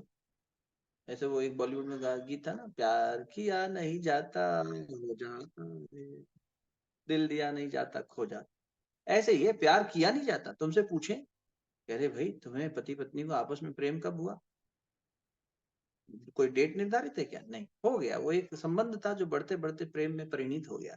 ऐसे ही ध्यान भी कब हुआ, अरे ये कैसे बताएं कब हुआ, हो गया बस। तो तुम ध्यान नहीं करते हो, चलो ध्यान करते हैं, चलो मेडिटेट करते हैं, नहीं, चलो कॉन्सेंट्रेट करते हैं, चलो धारणा करते हैं। हम धारणा करने बैठते हैं और मन को धारणा करा देते हैं कोई एक चीज, एंकर पॉइंट, उस एंकर से मन बंध के उसी जगह घूमने लगता है, और जहां पर एक ही स्थिति में घूमने लगेगा वहां शक्ति पैदा होगी, और वो शक्ति उस मन को ऊंचे ऑर्बिट में ले जाएगी। जब धरती अपनी एक्सिस पे घूमती रहती है तो सेंट्रीफ्यूगल फोर्स पैदा होता है ना, ऐसे ही जब तुम किसी चीज पर मन को बार बार घुमाते हो, उस विचार पे बार बार घुमा रहे हो, चाहे वो मंत्र है चाहे कुछ भी है, और वो घूम रहा है, और घूमते घूमते घूमते घूमते एक शक्ति पैदा होगी, और वो शक्ति मन को ऊंची अवस्था में ले जाएगी, क्योंकि शक्ति तो रॉकेट को ऊपर खींचेगी ना, ऊपर की ओर धकेलेगी। अब वो ऊपर की ओर जाएगा ऑर्बिट से परे, तो फिर वो अपने आप काम कर लेगा, फिर उसमें आपको ईंधन की जरूरत नहीं पड़ेगी, फिर ईंधन धारणा दे देगी। एनर्जी कहाँ से मिली? धारणा से। जब आपने एकाग्रता से कंसंट्रेशन किया, चाहे आप त्राटक साधना कर रहे हो, चाहे मंत्र जप कर रहे हो, चाहे गुरु की छवि को देख रहे हो, चाहे भगवान की इष्ट की प्रतिमा को निहार रहे हो, चाहे लड्डू गोपाल जी को नहला रहे हो, जो भी आप उसमें एकाग्र हो गए, तन्मय हो गए, और धीरे धीरे ऐसा हुआ कि आप अनुभव में आ गए, अब आप ध्यान में चले गए। ध्यान की अवस्था में आप पहुंचते हो, ध्यान में कुछ करते नहीं हो, वो एकाग्रता में चलने वाला विचार रूपी यान पे, धी यान, उसी यान पे बैठते हो, बुद्धि के यान पे, और धारण करते हो पहले तो उसको। धारण करके जब उस यान को चलाते हो, पहले वो रनवे पे दौड़ेगा, फिर आसमान में उड़ेगा, बस वो दौड़ना शुरू करता है, दौड़ते दौड़ते दौड़ते दौड़ते उड़ान भरनी शुरू कर देता है। ऐसे ही आपका धारणा आपको सड़क पे दौड़ाती है, रनवे पे दौड़ाती है, आप उसी लाइन पे सीधे सीधे सीधे सीधे दौड़ते हो। रनवे पे ऐसे टेढ़ा मेढ़ा नहीं दौड़ना अलाउड है, एकदम सीधा चलता है हवाई जहाज। ऐसे ही आपने अपनी बुद्धि रूपी यान को एक विचार दिया, बस चल दिया चल दिया चल दिया चल दिया चल दिया, चलता गया। आपने फ्लूट लगा लिया, म्यूजिक लगा लिया, चलो अब वो फ्लूट पे सुन रहा है, ध्यान से सुन रहा है, एकदम एकदम एकाग्र होकर, ध्यान एकदम एकाग्र होते होते होते होते टेक ऑफ हो गया। कब हुआ टेक ऑफ, अरे पता ही नहीं चला। बस वैसे ही आपकी चेतना ऊंचाई पे उठने लगती है और आप ध्यान की अवस्था में आराम से सेल करने लगते हो। और वही ध्यान की अवस्था जब और ऊंची स्थिति हो जाए, एकाग्रता से अगली स्थिति क्या है, 5 मनोभूमि बताई थी, 4 ही हुई ना, बटरफ्लाई और ये सब मंकी डंकी। अब एक एकाग्रता हुई, कॉन्सेंट्रेशन। यही कॉन्सेंट्रेशन, यही धारणा आपको कहाँ ले जाती है, तो बोले निरुद्ध अवस्था में, अल्टीमेट निरुद्ध बने। अब वो ऊपर जाता है तो कहता है कुर्सी की पेटी खोल लीजिए, हमने ऑटो पायलट पे डाल दिया है, हम भी फ्री तुम भी फ्री, थोड़ी देर आसमान में अपने आप उड़ेंगे। अब वो नहीं चला रहा, अब ऑटो पायलट चला रहा है, वो बताता नहीं है वो, नहीं तो हम घबरा जाएंगे, ये सीट छोड़ के उठ के बाहर आ गया। नहीं तो अपनी पायलट अपने देखना वेखना सब बंद कर देता है, सारे पैरामीटर पता है उसको, अगले आधे घंटे फ्लाइट आराम से चलेगी। चलो, तो बस ध्यान में तुम उस स्थिति में पहुंच जाते हो। फिर चाहे उसे परमात्मा के साथ जोड़ने का माध्यम बना लो। वंदनीय माता जी कहा करती थी, बेटा ध्यान एक ऐसी विधा है जहां आत्मा और परमात्मा का मिलन होता है। आत्मा, या यूं कह लो कि अपनी अंतरात्मा से जुड़ना हो, वॉचिंग लुकिंग इनवर्ड, जैसे किसने कहा बड़ा अच्छा, तो अपने अंदर से जुड़ना या उस परमात्मा से जुड़ना। लेकिन वो जुड़ने के लिए, उस अंतरात्मा से जुड़ने के लिए, उसकी आवाज को सुनने के लिए, उस परमात्मा की आवाज को सुनने के लिए हमें शांत तो होना पड़ेगा। जब तुम उस शांति में बैठते हो, शांति अलग अलग माध्यम है उसके लिए, मंदिर में जाते हो, घंटा लगाया हुआ बजाते हो, क्यों, उससे वाइब्रेशंस आएंगी, मन शांत होगा। अब शांत होके अंदर जाएंगे, भगवान की बात सुन पाएंगे। भाई हम समस्या में थे, हम आपके पास समाधान लेने आए, हमने कहा चलो योग एंगल चलते हैं बॉम्बे, हम समाधान लेने आए और हमारा मन ही शांत नहीं है। आपको कि भैया आए हो, पहले शांति से पानी पियो, आराम करो, आधा घंटा बैठो, चाय वाय लो, अब मन शांत करो पहले, जो है ऐसे परेशान वो मत हो उत्तेजित, ठीक। अब हम आपको बताते हैं, आप ध्यान से सुनो, ऐसा करोगे तो हो जाएगा। तो भगवान की बात सुनने के लिए, आपकी बात सुनने के लिए हमें मन शांत तो करना पड़ेगा। इनर वॉइस कह लो, चाहे उसे भगवान की आवाज कह लो। जैसे बड़ा अच्छा कहा किसी ने कि प्रार्थना में तुम कहते हो और भगवान सुनता है, और ध्यान में भगवान कहता है और तुम सुनते हो। अगर हम भगवान को एक भक्त के रूप में देख रहे हैं तो, लेकिन कोई अगर नास्तिक हो, वो कहे हमें क्या भगवान भगवान, ये सेशन उसके लिए नहीं है क्या, उसके लिए भी है। अरे तो अपनी इनर वॉइस सुन ले और जीवन को अच्छा बना ले। अल्टीमेट ऑब्जेक्टिव क्या है, तदा दृष्टे स्वरूपे अवस्थानम, अपने उसी वास्तविक स्वरूप में स्थित हो जाना। और ध्यान की परिभाषा देते हुए महर्षि पतंजलि ने परिभाषा क्या दी है, शुभम भैया ही बता देंगे। तो ध्यान की परिभाषा क्या है, एकता नता ध्यानम, तत्र प्रत्येकता ध्यानम, तत्र प्रत्यय एकता नता ध्यान, प्रत्येकता ध्यान। तत्र प्रत्यय, प्रत्यय का मतलब क्या हुआ,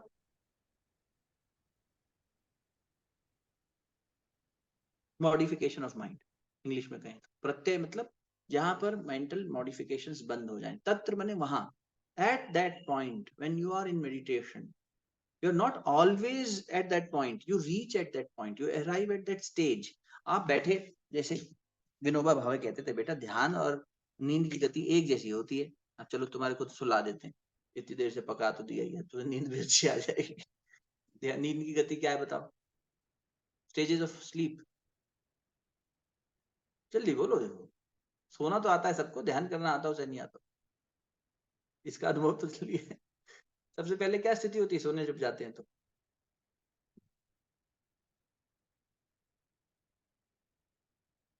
आईज क्लोज करते। आईज क्लोज कर ली, चलो हाँ, आईज क्लोज कर ली तूने, तूने पंखा लाइट जो भी जैसा चाहिए था, टेम्परेचर मिड डिम लाइट चाहिए थी, अंधेरा चाहिए था, जो तुझे टेम्परेचर वगैरह एनवायरनमेंट चाहिए था तूने सेट कर लिया। अब अनामिका गई सोने, और ये बिस्तर पे लेट गई, इसने आंखें बंद कर ली। अब क्या होगा अनामिका, मान ले तुझे सोने में 2 ही मिनट लगते हैं, पर उस 2 मिनट के बीच क्या होगा, तुझे बाहर की आवाजें आएंगी कि नहीं, बाहर की सेंसेशंस पता लगेंगी कि नहीं, नीचे किसी ने गाड़ी हॉन्क करी तुझे पता लग जाएगा, तेरे तकिए की अलाइनमेंट तुझे पता लग जाएगी, तेरा शरीर किस अवस्था में लेटा है, इस करवट लेटा है, इस करवट लेटा है, ये तुझे पता लग जाएगा, है ना। तो अभी you are still awake, though your eyes are closed, your conscious mind जो बाहर की दुनिया से इंटरेक्ट कर रहा है, is still aware about the surroundings. Am I right.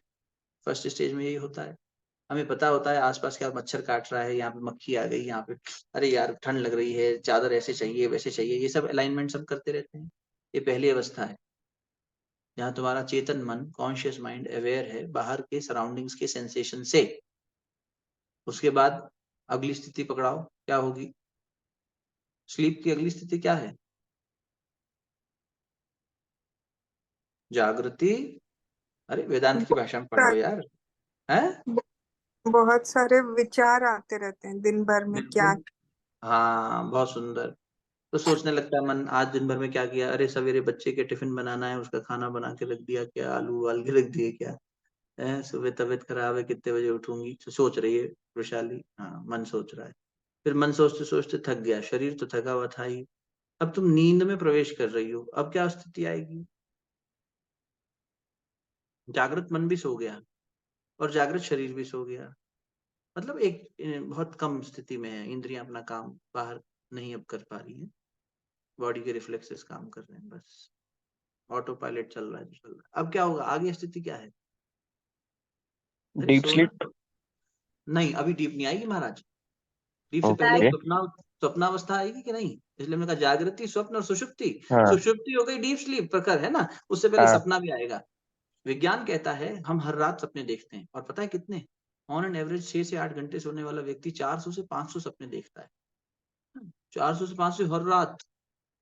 और किसी किसी रात का सपना याद रहता है, वो भी एक आधा, मुश्किल से दो, कि अरे यार हमें ये सपना आया था और उतनी देर चला था, जबकि वो इतना शॉर्ट लिव्ड होता है। तुम 400 से 500 चीजें अपने सपने में यानी सबकॉन्शियस माइंड में देख लेते हो। कॉन्शियस माइंड सो गया, तो जो अभी इसने कहा वैशाली ने कि थोड़ी देर विचार चलते हैं, वो कॉन्शियस माइंड था, उसने अभी विचार कर रहा है, लेकिन अब वो भी थक गया। अब तुम स्लीप की स्टेट में गए, धीरे धीरे शरीर स्थिर होता चला गया, इंद्रियां बाहर से सेंसेशंस नहीं ले रही, मन बाहर कुछ एक्टिविटी नहीं सोच रहा कि कल क्या करना है, परसों क्या करना है, वो टाइम के डायमेंशन से परे जाके एक सबकॉन्शियस स्टेट में चला गया। सबकॉन्शियस स्टेट में भी बहुत कुछ था, अंडर करंट ऑफ थॉट्स, वो सपने बन के चलने लगा। तुमने मूवी देखी थी, नॉवल पढ़ा था, या कोई सत्संग किया था, वैसी बातें तुम्हारे सपने में स्वरूप बन के आने लगी, मन कुछ चित्रण करने लगा, सबकॉन्शियस माइंड। और धीरे धीरे उससे भी परे चले गए, तो जहां प्रखर बाबू हमें ले जा रहे हैं, जहां स्वप्नावस्था से परे एक सुषुप्ति की अवस्था, यानी डीप स्लीप की स्टेट। उस डीप स्लीप में क्या हुआ, बोले हमें पता ही नहीं हम कहाँ थे। बहुत बार ऐसा होता है ना, कभी कभी ऐसा सुबह उठ, अरे कहाँ है हम, वो हम ट्रेन में सोए हुए हैं, अरे अच्छा ये हीलिंग सेशन चल रहा था, इन्होंने हीलिंग सेशन किया, हम उठे, अच्छा हम तो स्टूडियो पे योग एंगल में, हमें तो लगा हम घर पे थे, इतनी गहरी हमें योग निद्रा कराई आज सर ने, तो बस ऐसा लगा ही नहीं कि हम कहाँ हैं, पता ही नहीं चला। तो जब वापस भी आते हो तो वैसी स्थिति से आते हो, जिस रास्ते जाते हैं उसी रास्ते वापस आ जाते हैं। फिर थोड़े थोड़े सपने आने लगते हैं, फिर जागृति आने लगती है, फिर सवेरे सवेरे हमारे शरीर के केमिकल्स भी चेंज होते हैं, सवेरा आने लगता है और हम उठ जाते हैं। अब कहानी कहाँ शुरू हुई थी कि विनोबा भावे जी ने कहा कि नींद की और ध्यान की गति एक जैसी होती, गति मैंने स्टेजेस एक जैसी होती है। अब ध्यान करते हैं, चलो नींद ले ली, अब ध्यान करो, बैठेंगे। अब बैठेंगे तो क्या होगा, बोले साहब आसपास के सेंसेशंस पता लगेंगे, ये कुर्सी ऐसी है, ये पसीना है, ये ठंडक है, ये मच्छर है, ये आवाज है, ये कॉन्शियस माइंड एक्टिव है ना अभी, क्यों अभी थोड़ी ध्यान शुरू हो गया, अभी तो एक्टिव है बाहर कॉन्शियस। ठाकुर रामकृष्ण परमहंस की शरण में चलो एक छोटी सी घटना सुनाता हूँ। एक महिला ने पूछा ध्यान क्या होता है, तो उन्होंने कहा तू क्या काम करती है, बोले मैं गृहिणी हूँ। अच्छा ठीक, तेरे को एक कहानी सुनाता हूँ। अब वो तो गुरु तो वैसा परिभाषा देता है जैसा तुम्हारी स्थिति हो, उसी स्तर पे आके बोले एक नाम माता जी थी, वो सुबह उठी, नहाई धोई, पूजा पाठ करने बैठी, भगवान का गायत्री मंत्र 3 माला जप करती थी। उन्होंने बस पूजा पाठ दीपक जलाया, बैठने से पहले एक काम कर दिया कि रसोई में चूल्हे पे कुकर में दाल चढ़ा दी और वो करने लगी गायत्री मंत्र की माला। और हम सबको पता है कितनी सीटी में बन जाती है दाल, क्यों अक्षता, कितनी सीटी में दाल बना लेती है? 3। जय हो तेरी, 3 सीटी में दाल बन जाती है। इनको करनी थी 3 माला। अब पहली सीटी बजी तो माता जी ने फटाफट फटाफट होम पर स्पीड बढ़ा दी। अच्छा पहली सीटी आने में तो टाइम लगता है, दूसरी थोड़ी जल्दी आ जाती है और तीसरी तो बहुत जल्दी आ जाती है। तो ये 3 माला करते करते फटाफट फटाफट उतनी 3 सीटी संभाली और कुकर संभाल लिया और कुकर को आंच से उतार दिया। तो ठाकुर रामकृष्ण परमहंस कहते थे बताओ, इसको ध्यान से जप कर रही थी, बैठी तो गायत्री मंत्र करनी थी, इसको क्या फल मिलेगा, फल में क्या मिलेगा, इसको रिजल्ट क्या मिलेगा, इसको इस प्रैक्टिस में दाल मिलेगी। दाल मिलेगी, बिल्कुल सही, इसको अच्छी दाल मिल जाएगी, इसने अपनी दाल जलने से बचा ली। लेकिन बेटा इसको भगवान नहीं मिलेगा, या इसको वो नहीं मिलेगा जो ये चाह रहा। इसका ध्यान कहाँ था, ध्यान कर रही थी वो, हम ये नहीं कह सकते ध्यान नहीं कर तो, लेकिन उसका शरीर बैठा था एक सर्टेन दिशा में बैठने के लिए, मन को लगाने के लिए, लेकिन शरीर तो यहाँ बैठा है, मन कहीं और चला गया। और वहां तो मन जहां जाएगा वहां का रस ले आएगा, वहां का फल ले आएगा, रिजल्टेंट वो होगा। हम बैठे कितना भी, लेकिन हमारा मन अगर टिकेगा ही नहीं, तो इसीलिए मन को पहले ठीक कर, मन को एकाग्र कर, साधना कर, प्राणायाम कर, प्राणायाम से मन सधेगा, त्राटक कर, उससे मन सधेगा, मन एकाग्र होगा, सधना मतलब एकाग्र। थोड़ी देर पहले हमने कहा, कृष्ण जी का रेफरेंस लेते हुए कहा था बात संभालना, क्या कि संयम रूपी अग्नि में इंद्रियों को हवन कर, मतलब उनको तपा, तब तेरी इंद्रियां भी शुद्ध होंगी। इसलिए अभी उपवास करने की इतनी बात होती है, भोजन में रिस्ट्रेन, अपने वाणी में रिस्ट्रेन, अपनी वासनाओं और कामनाओं में रिस्ट्रेन, अपने हर चीज में हम रिस्ट्रेन ले आते। मौन भी रखता है आदमी थोड़ा, जितनी जिसकी क्षमता होती है, जितनी जिसके जीवन की अवस्था होती है, उतना वो करना चाहिए। और जब ऐसे करने लगोगे, खुद को थोड़ा थोड़ा बांधने समेटने लगोगे, तो मन एक दिशा में चलना शुरू करेगा। अभी तो बिखरा हुआ, बिखरे हुए मन से बेटा तुम दही जमा लोगे? हिलते हुए दूध में क्या वो जामन जम जाएगा क्या? उसको स्थिरता चाहिए। मन स्थिर है नहीं, तो उसमें भगवान तुम्हारे को जामन डाल भी दे अपना, तो दही जम जाएगा क्या? ट्रांसफॉर्मेशन हो जाएगा? नहीं, घंटों बैठे रहो, वो बस वो स्वप्नावस्था में खो जाएगा। गुरुदेव कहते थे बड़ी अच्छी कल्पना करी बेटा तूने, हम बैठे थे, हमें गायत्री माता दिखी, हमें हनुमान जी दिखे, हनुमान जी ऐसे बैठे थे, हनुमान जी वैसा कर रहे थे, हनुमान जी संजीवनी उठाते। बेटा तू पिक्चर देख रहा था आंख बंद कर, ध्यान थोड़ी कर रहा था। अगर तू ध्यान करता, किसी एक लक्ष्य को लेकर बैठ जाता हनुमान के, हनुमान की वो कैरेक्टरिस्टिक तेरे अंदर उतर जाती। कैसे नहीं उतर? बिल्कुल आती। सूरज को अपन खींच लेते हैं किरण के माध्यम से अपने पास, ऐसे ही भगवान को खींचा जा सकता है, शक्ति को खींचा जा सकता है। ये जो हमारी बुद्धि है, जब इस प्रज्ञा में इसको कन्वर्ट करते हैं, इसलिए ध्यान, इस बुद्धि को एक अच्छा विचार दो और इसको बिठाओ वहां, बार बार। अभ्यास नहीं है इसका तो नहीं बैठेगी, इसलिए पहले मेहनत करनी पड़ेगी। फिर एक बार ये चलना सीख गई तो फिर ये टेक ऑफ कर जाएगी, और उस टेक ऑफ को करके वहां ले जाएगी वही बुद्धि। अब इसी बात को गीता जी में क्या कह रहे हैं, हे अर्जुन, मुझे बुद्धि से मैं प्राप्त नहीं किया जा सकता, लेकिन हे अर्जुन, बुद्धि से मैं परे हूँ, लेकिन बुद्धि से मुझे प्राप्त भी किया जा सकता। अर्जुन कहता है ये क्या बात हुई, बुद्धि से परे हो? और भगवान बुद्धि से कहाँ समझ में आएगा? बोले बुद्धि से परे हो, फिर बुद्धि से पकड़ूं कैसे? तो बोले इस बुद्धि को रिफाइन कर ले, इसी को प्रज्ञा कहते हैं। जब ये बुद्धि ही परिमार्जित हो जाएगी और सामाजिक और सांसारिक भेद से और शरीर और आत्मा के भेद से ऊपर उठ जाएगी, तो फिर you will be one with me. हाँ, बात तो ठीक है। इसी को स्थित प्रज्ञ होना कहते हैं। प्रज्ञावान हो जाना, रिफाइंड विजडम आपके इससे जागृत हो गई। नाउ यू नो, दूध का दूध, पानी का पानी। हंस है ना, हंस के लिए कहते हैं कि दूध अलग पानी अलग कर लेता है। तो कहने का मतलब, सर एक बार वापस रिपीट करेंगे कंसेप्ट अभी जो आपने बताया? कहाँ से? ये कहाँ से एग्जैक्टली? कहाँ छूट गया था मन, आपको बताओ। एक सही है। कोई बात नहीं, सोच लो, कोई जल्दी में नहीं हूं मैं। धागा कहाँ छूटा? वहीं से डोर पकड़े वापस।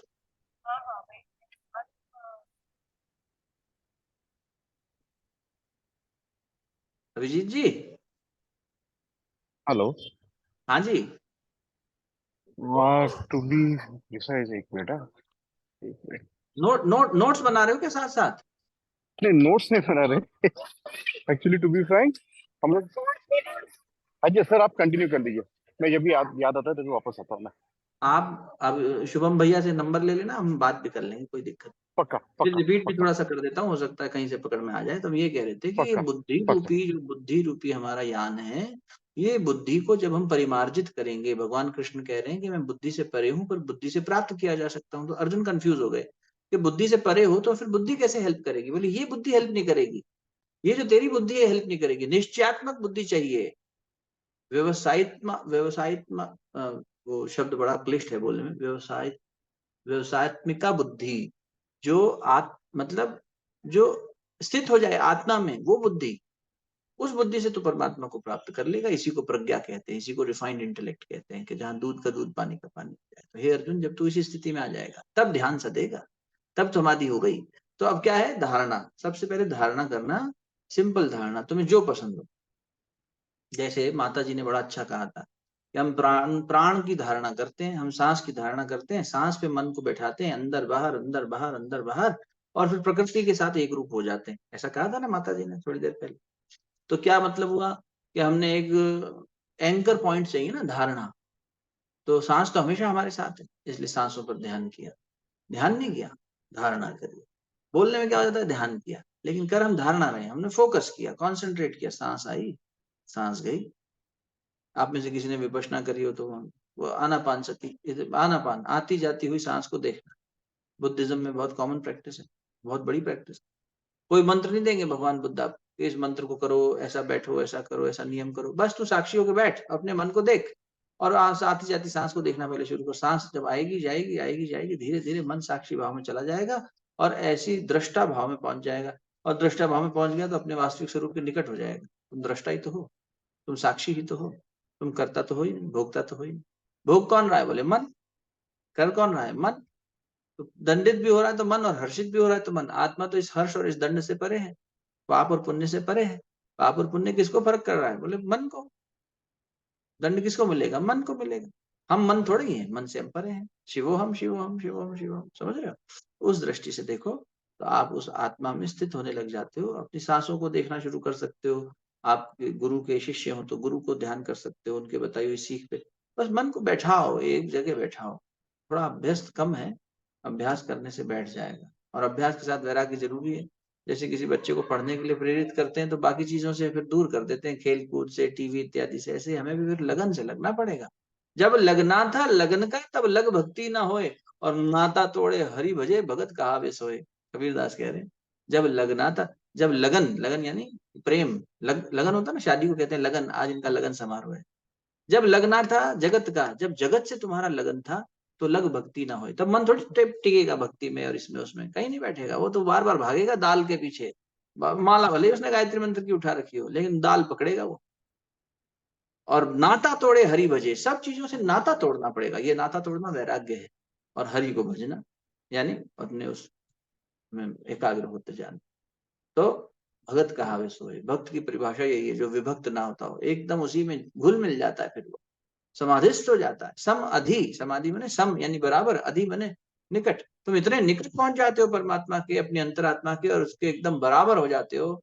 बस you are one with your own self, you are one with the divine, you are one with the cosmic. That is samadhi. समधि शब्द है ना, समधि शादी में हो जाते हैं समधि, दो परिवार। समधि मतलब जिनकी धी यानी बुद्धि एक जैसी मिलती हो, गुण मिले ना मिले, लेकिन दोनों परिवार एक जैसा सोचते हो, बस इनकी सोच मिलती है, समधि। ये समधि हो गए। है हम समधि किस आधार पर बनाते हैं? पैसा कितना कमाता है, बहू का पैसा कमाती है कि नहीं, लड़की को क्या पैकेज मिलता है, बेटे का घर खुद का है कि नहीं, बस विचार मिले ना मिले। जब ऐसी स्थितियां होती हैं तो फिर देखो कलेश होता है। अरे जब परिवारों के कल्चर ही नहीं मिल रहे और हमने कर लिया अपने हिसाब से, तो फिर बाद में दिक्कत होगी ना। या तो इतने परिपक्व हो जाए लड़का लड़की के, संभाल लेंगे तो ठीक है, अच्छी बात है। फिर तो कल्चरल अलग अलग डायमेंशन मिलने चाहिए, कोई दिक्कत नहीं। और नहीं तो फिर टू स्टेट्स ही होके रह जाएगा फिर। मूवी मूवी में अच्छा लगता है, नॉवल में अच्छा लगता है। नहीं, ये देखा जाता था पहले कि कौन से परिवारों का विचार, इनके गुण आपस में मिलते हैं, है ना। चलो इस पे आ जाओ, ध्यान, है ना। कोई प्रश्न हो तो पूछ लो, समय काफी हो गया है। तो आप एकाग्रता से शुरू करें। जीवन में जहां भी हो आप ये देखें कि मन की तीन अवस्थाओं से तो परे जाना है। ये गधे से काम नहीं चलेगा, बंदर से नहीं चलेगा, तितली से नहीं चलेगा। हमेशा एकाग्र, फोकस। त्राटक एक अच्छी साधना है, भैया आप लोग को कराते होंगे। इनको बहुत विशेषज्ञ हैं ये योग में, अपने बहुत अच्छे अच्छे अभी एरियल योग भी कर लिया है, बहुत कुछ है ना। तो आप लोग इनसे जानो, इनको देखो क्या होता है। Guru never teaches, the disciple has to learn. इनसे तुम कितना निकाल सकते हो, ये तुम्हारी इच्छा पे है। जितना इनसे निकालते रहोगे इनके पास होगा, ये देते चलेंगे। तो ऐसी साधनाएं करो, सिर्फ आसन तक सीमित मत रहो, योग की गहराई में उतरो। और उसी के लिए शुभम ने सारा ये प्रयोग पूरा किया कि भाई चलो हम बैठे इन विषयों पर गहराई से चर्चा करें और इनका अभ्यास भी करें। अब हम बोल के चले गए, हमें भी पता नहीं आपने सुना कितना, किया कितना, ना हमने कभी फॉलो अप किया। अगले सैटरडे को फिर आके बैठ जाएंगे आज नया विषय लेके, ये मजा नहीं है ना। वो जीवन में उतर जाए तो जय जय हो जाए। हाँ यार, प्राणायाम का ये सूत्र पकड़ा था, ये पकड़ के गाड़ी आगे बढ़ गई, तब तो इतना जमा खर्च करने का फायदा। नहीं तो जवानी जमा खर्च है ये। हमने बोल दिया, आपने सुन लिया, कान से सुना, जवान से बोला, खत्म बात। ना हमने अपने जीवन में कोई परिवर्तन किया, ना आपने। गड़बड़ हो जाएगी साहब, घाटे का सौदा हो जाएगा। तो इसलिए बाजार से कोई सामान लाओ और उसका कुछ बनाओ नहीं तो वेस्ट हो जाता है। फिर बाद में पछताते हैं, यार इतना बढ़िया चीज लाए थे, ये बनाई भी नहीं, वेस्ट चली गई, सड़ गई पड़े पड़े। सड़ने मत देना इसको। अच्छी वेला में ये विषय चर्चा हो गई कि अगले शनिवार रविवार के आसपास 14 तारीख 15 तारीख से नवरात्र शुरू हो जाएंगे जब, तब आप 9 दिन में मन को एकाग्र करने का अभ्यास अभी से थोड़ा थोड़ा शुरू कर लो। तब फिर उस शक्ति पे ध्यान देना जरा, ओहो मजा आ जाएगा, आमूलचूल परिवर्तन हो जाएगा, रूपांतरण हो जाएगा। ध्यान वो विधा है जो तुम्हें तुम्हारे वास्तविक स्वरूप तक ले जा रही है, समाधि तक ले जा रही है, परमात्मा से जोड़ रही है, अंतरात्मा से जोड़ रही है। अरे साहब बैग एकदम पकड़ लेंगे, इस फ्लाइट में तो मुझे चढ़ना ही है, बस भागेंगे ना उसकी तरफ। तो एकाग्रता करके उस तरफ दौड़ पड़ो, भले ही 5 मिनट बैठो, लेकिन फिर वो 5 मिनट तुम्हारे लगनशील होने चाहिए। उस समय कुछ नहीं, 5 छोड़ो, 1 मिनट बैठ जाओ, बैठो, करो, 1-1 मिनट की साधना करो ना। क्यों करना आधा घंटे का जप? हम एक बार गायत्री मंत्र बोलेंगे, लेकिन उतनी देर वो गायत्री मंत्र में ही हमारा मन, हमारी इंद्रियां, हमारा सब कुछ उसी के आसपास घूमेगा। हम एक ही ओम बोलेंगे, लेकिन वो ओम फिर उस नाद तक पहुंचना चाहिए जो सृष्टि में गुंजायमान होगा। फिर परमात्मा हिलेगा हमारे ओम से, क्यों नहीं हिलेगा? फिर एक और बात कहते हैं अंत में, गुरु जी कहा करते थे, बेटा ये तो पूछने आ जाता है कि आप कौन सी माला जपते हो, कौन सा गायत्री मंत्र जपते हो, ये नहीं देखता कि जबान कौन सी जबान से जपते हो। बेटा इस जबान को हमने साधा है, तुम्हारी जबान दिन भर तो लपलपाती रहती है जानवर की तरह, ये खा ले वो कर ले है, और दूसरे की निंदा करने में और बातें करने में तो बड़े मजे लेती है, व्यर्थ की बातें करने में कितने मजे लेती है। तो तुम्हारी जबान वैसे लपलपाती रहती है। इस जबान से तू भगवान को जपेगा और भगवान तक पहुंच जाएगा बेटा। इससे मंत्र सिद्ध हो जाएगा? नहीं होगा।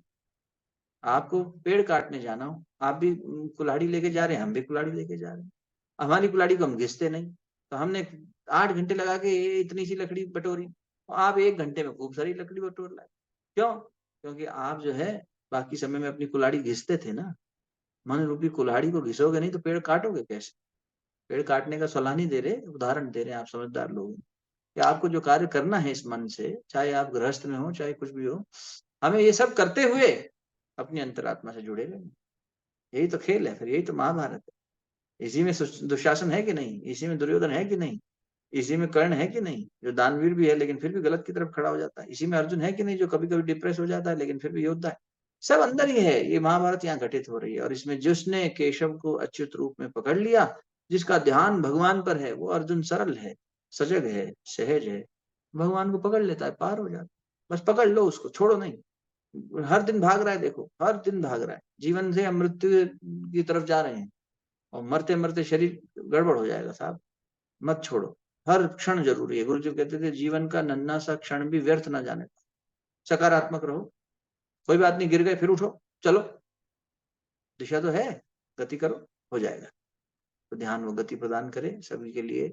आने वाला पर्व साधना का पर्व है, खूब साधना करें आप लोग जीवन में। जितनी लगन से हम फ्लिपकार्ट सेल, अमेजॉन सेल का इंतजार करते हैं ये समय आ जाता है तो सब सेल में लग जाते हैं कि इलेक्ट्रॉनिक सस्ते हैं, ये है वो है।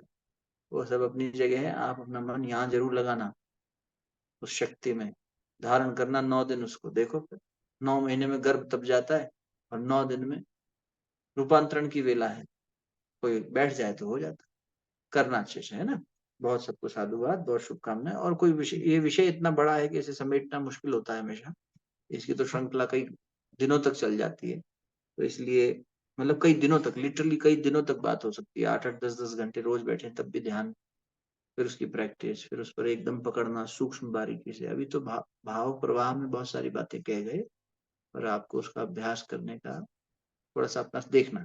फिर जो बात होगी, कहीं डाउट होगा तो फोन कर लेना, मैसेज कर लेना, बात हो जाएगी। शुभम भैया 1.5 घंटा ले लिया यार हमने आपका, आदेश करिए। बहुत बहुत धन्यवाद भैया। एंड आप सभी का बहुत बहुत धन्यवाद जिन लोगों ने ज्वाइन किया आज। जैसे बुद्धि की बात हो रही है, मन की बात हो रही है, तो जहाँ तक कि मैंने भी सुना है, समझा है कि मन का जो खुराक है एक तरह से सत्संग है, मतलब सत्पुरुषों का संग। तो जिसमें से ये एक महीने में एक बार हम हमारा एक क्रम चलता है, जिसमें कि अंकुर भैया जो कि निश्चित रूप से बहुत अच्छा समझ और अनुभव रखते हैं इन सभी विषय पे, जिस विषय पे हम चर्चा करते हैं। तो इनका जो सत्संग हमें अवसर मिलता है, इसका हम सत्संग का अवसर अगर पॉसिबल है ज्वाइन करने का, तो प्लीज आप लोग ज्वाइन किया करें। एक तरह से एक सत्संग हो जाता है, जो कि बहुत जरूरी है आजकल के भाग दौड़ के समय में, कि थोड़ा बहुत हम इन सब चीजों से, डिस्ट्रैक्शन से, सोशल मीडिया से हटके हम कुछ बुद्धि और ज्ञान की चीजों को समझते हैं। कहाँ तक उसको अडॉप्ट करते हैं वो अलग चीज है, कर पाते हैं, कोशिश करना चाहिए, लेकिन हम एटलीस्ट हम अपना समय दे रहे हैं उसको सुनने के लिए, समझने के लिए, वो भी बहुत बड़ी बात है। बहुत बहुत धन्यवाद आप सभी का, अभिजीत सर, अक्षता जी, अनामिका, प्रखर, रागिनी, जो लास्ट तक रुके। कोई नहीं, जो लोग बीच में कुछ काम की वजह से छोड़ के चले गए, रिकॉर्डिंग है हमारे पास, जिनको चाहिए होगा बोलिएगा, मैं ग्रुप में शेयर कर दूंगा। और बहुत बहुत धन्यवाद once again all of you. Sir, Ankur sir, शांति प्रार्थना। आइए सब मिलकर शांति की प्रार्थना करते हैं और पूरे एकाग्र भाव से करिएगा। और प्रार्थना हम बृहद आरण्यक उपनिषद का अस्तोमा सद्गमय वाला मंत्र लेंगे, जिसका भाव ये है कि हम अंधकार से प्रकाश की ओर, मृत्यु से अमृत की ओर, हम नश्वर से शाश्वत की ओर चलें। खुद को उस प्रकाश की ओर जाते देखना। बस इस 1 मिनट की प्रार्थना में पूरे समर्पण भाव से मन को एकाग्र करना और कहना, मैं ये अंधकार से, आप बोलना कुछ मत, बस सुनना और ये भाव करना कि आप प्रकाश की ओर जा रहे हो। दूर गुफा की उस तरफ एक प्रकाश है और आप उसकी ओर गति करते चले जा रहे हो। यहाँ अंधकार था, लेकिन धीरे धीरे जैसे आप प्रकाश की तरफ बढ़ते हो, आपकी छाया भी पीछे चली जाती है, कुछ भी आपको अंधकार में नहीं दिखता। जीवन एकदम स्वर्णिम होता चला जा रहा है। सूर्य की ओर हम गति करते चले जा रहे हैं। नेत्र बंद करके आराम से लेटे हो, लेटे रहो, बैठे हो, बैठे रहो, कुछ ना करो, कोई हलचल नहीं। बस बाहर से जो शोर आ रहा है आने दो, किसी को चुप होने के लिए मत कहो, कुछ मत कहो। संसार को चलने दो, जगत अपनी गति कर रहे, हमारी वजह से जगत क्यों रुके। बच्चा खेल रहा है, कोई टीवी देख रहा है, कहीं कुछ हो रहा है, तुम 1 मिनट के लिए एकाग्र हो जाओ, सारी इंद्रियों को समेट कर। हे अर्जुन, बस मेरी शरण को आ, प्रकाश की शरण को आ। वो शरण, भगवान की शरण में हम जा रहे हैं। अंधकार से प्रकाश की ओर जा रहे हैं, अमृत की ओर जा रहे हैं, शाश्वत की ओर जा रहे हैं। ओम असतो मा सद्गमय तमसो मा ज्योतिर्गमय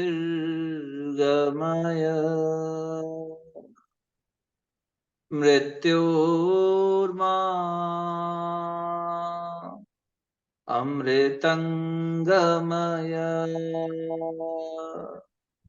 ओम शांति शांति शांति।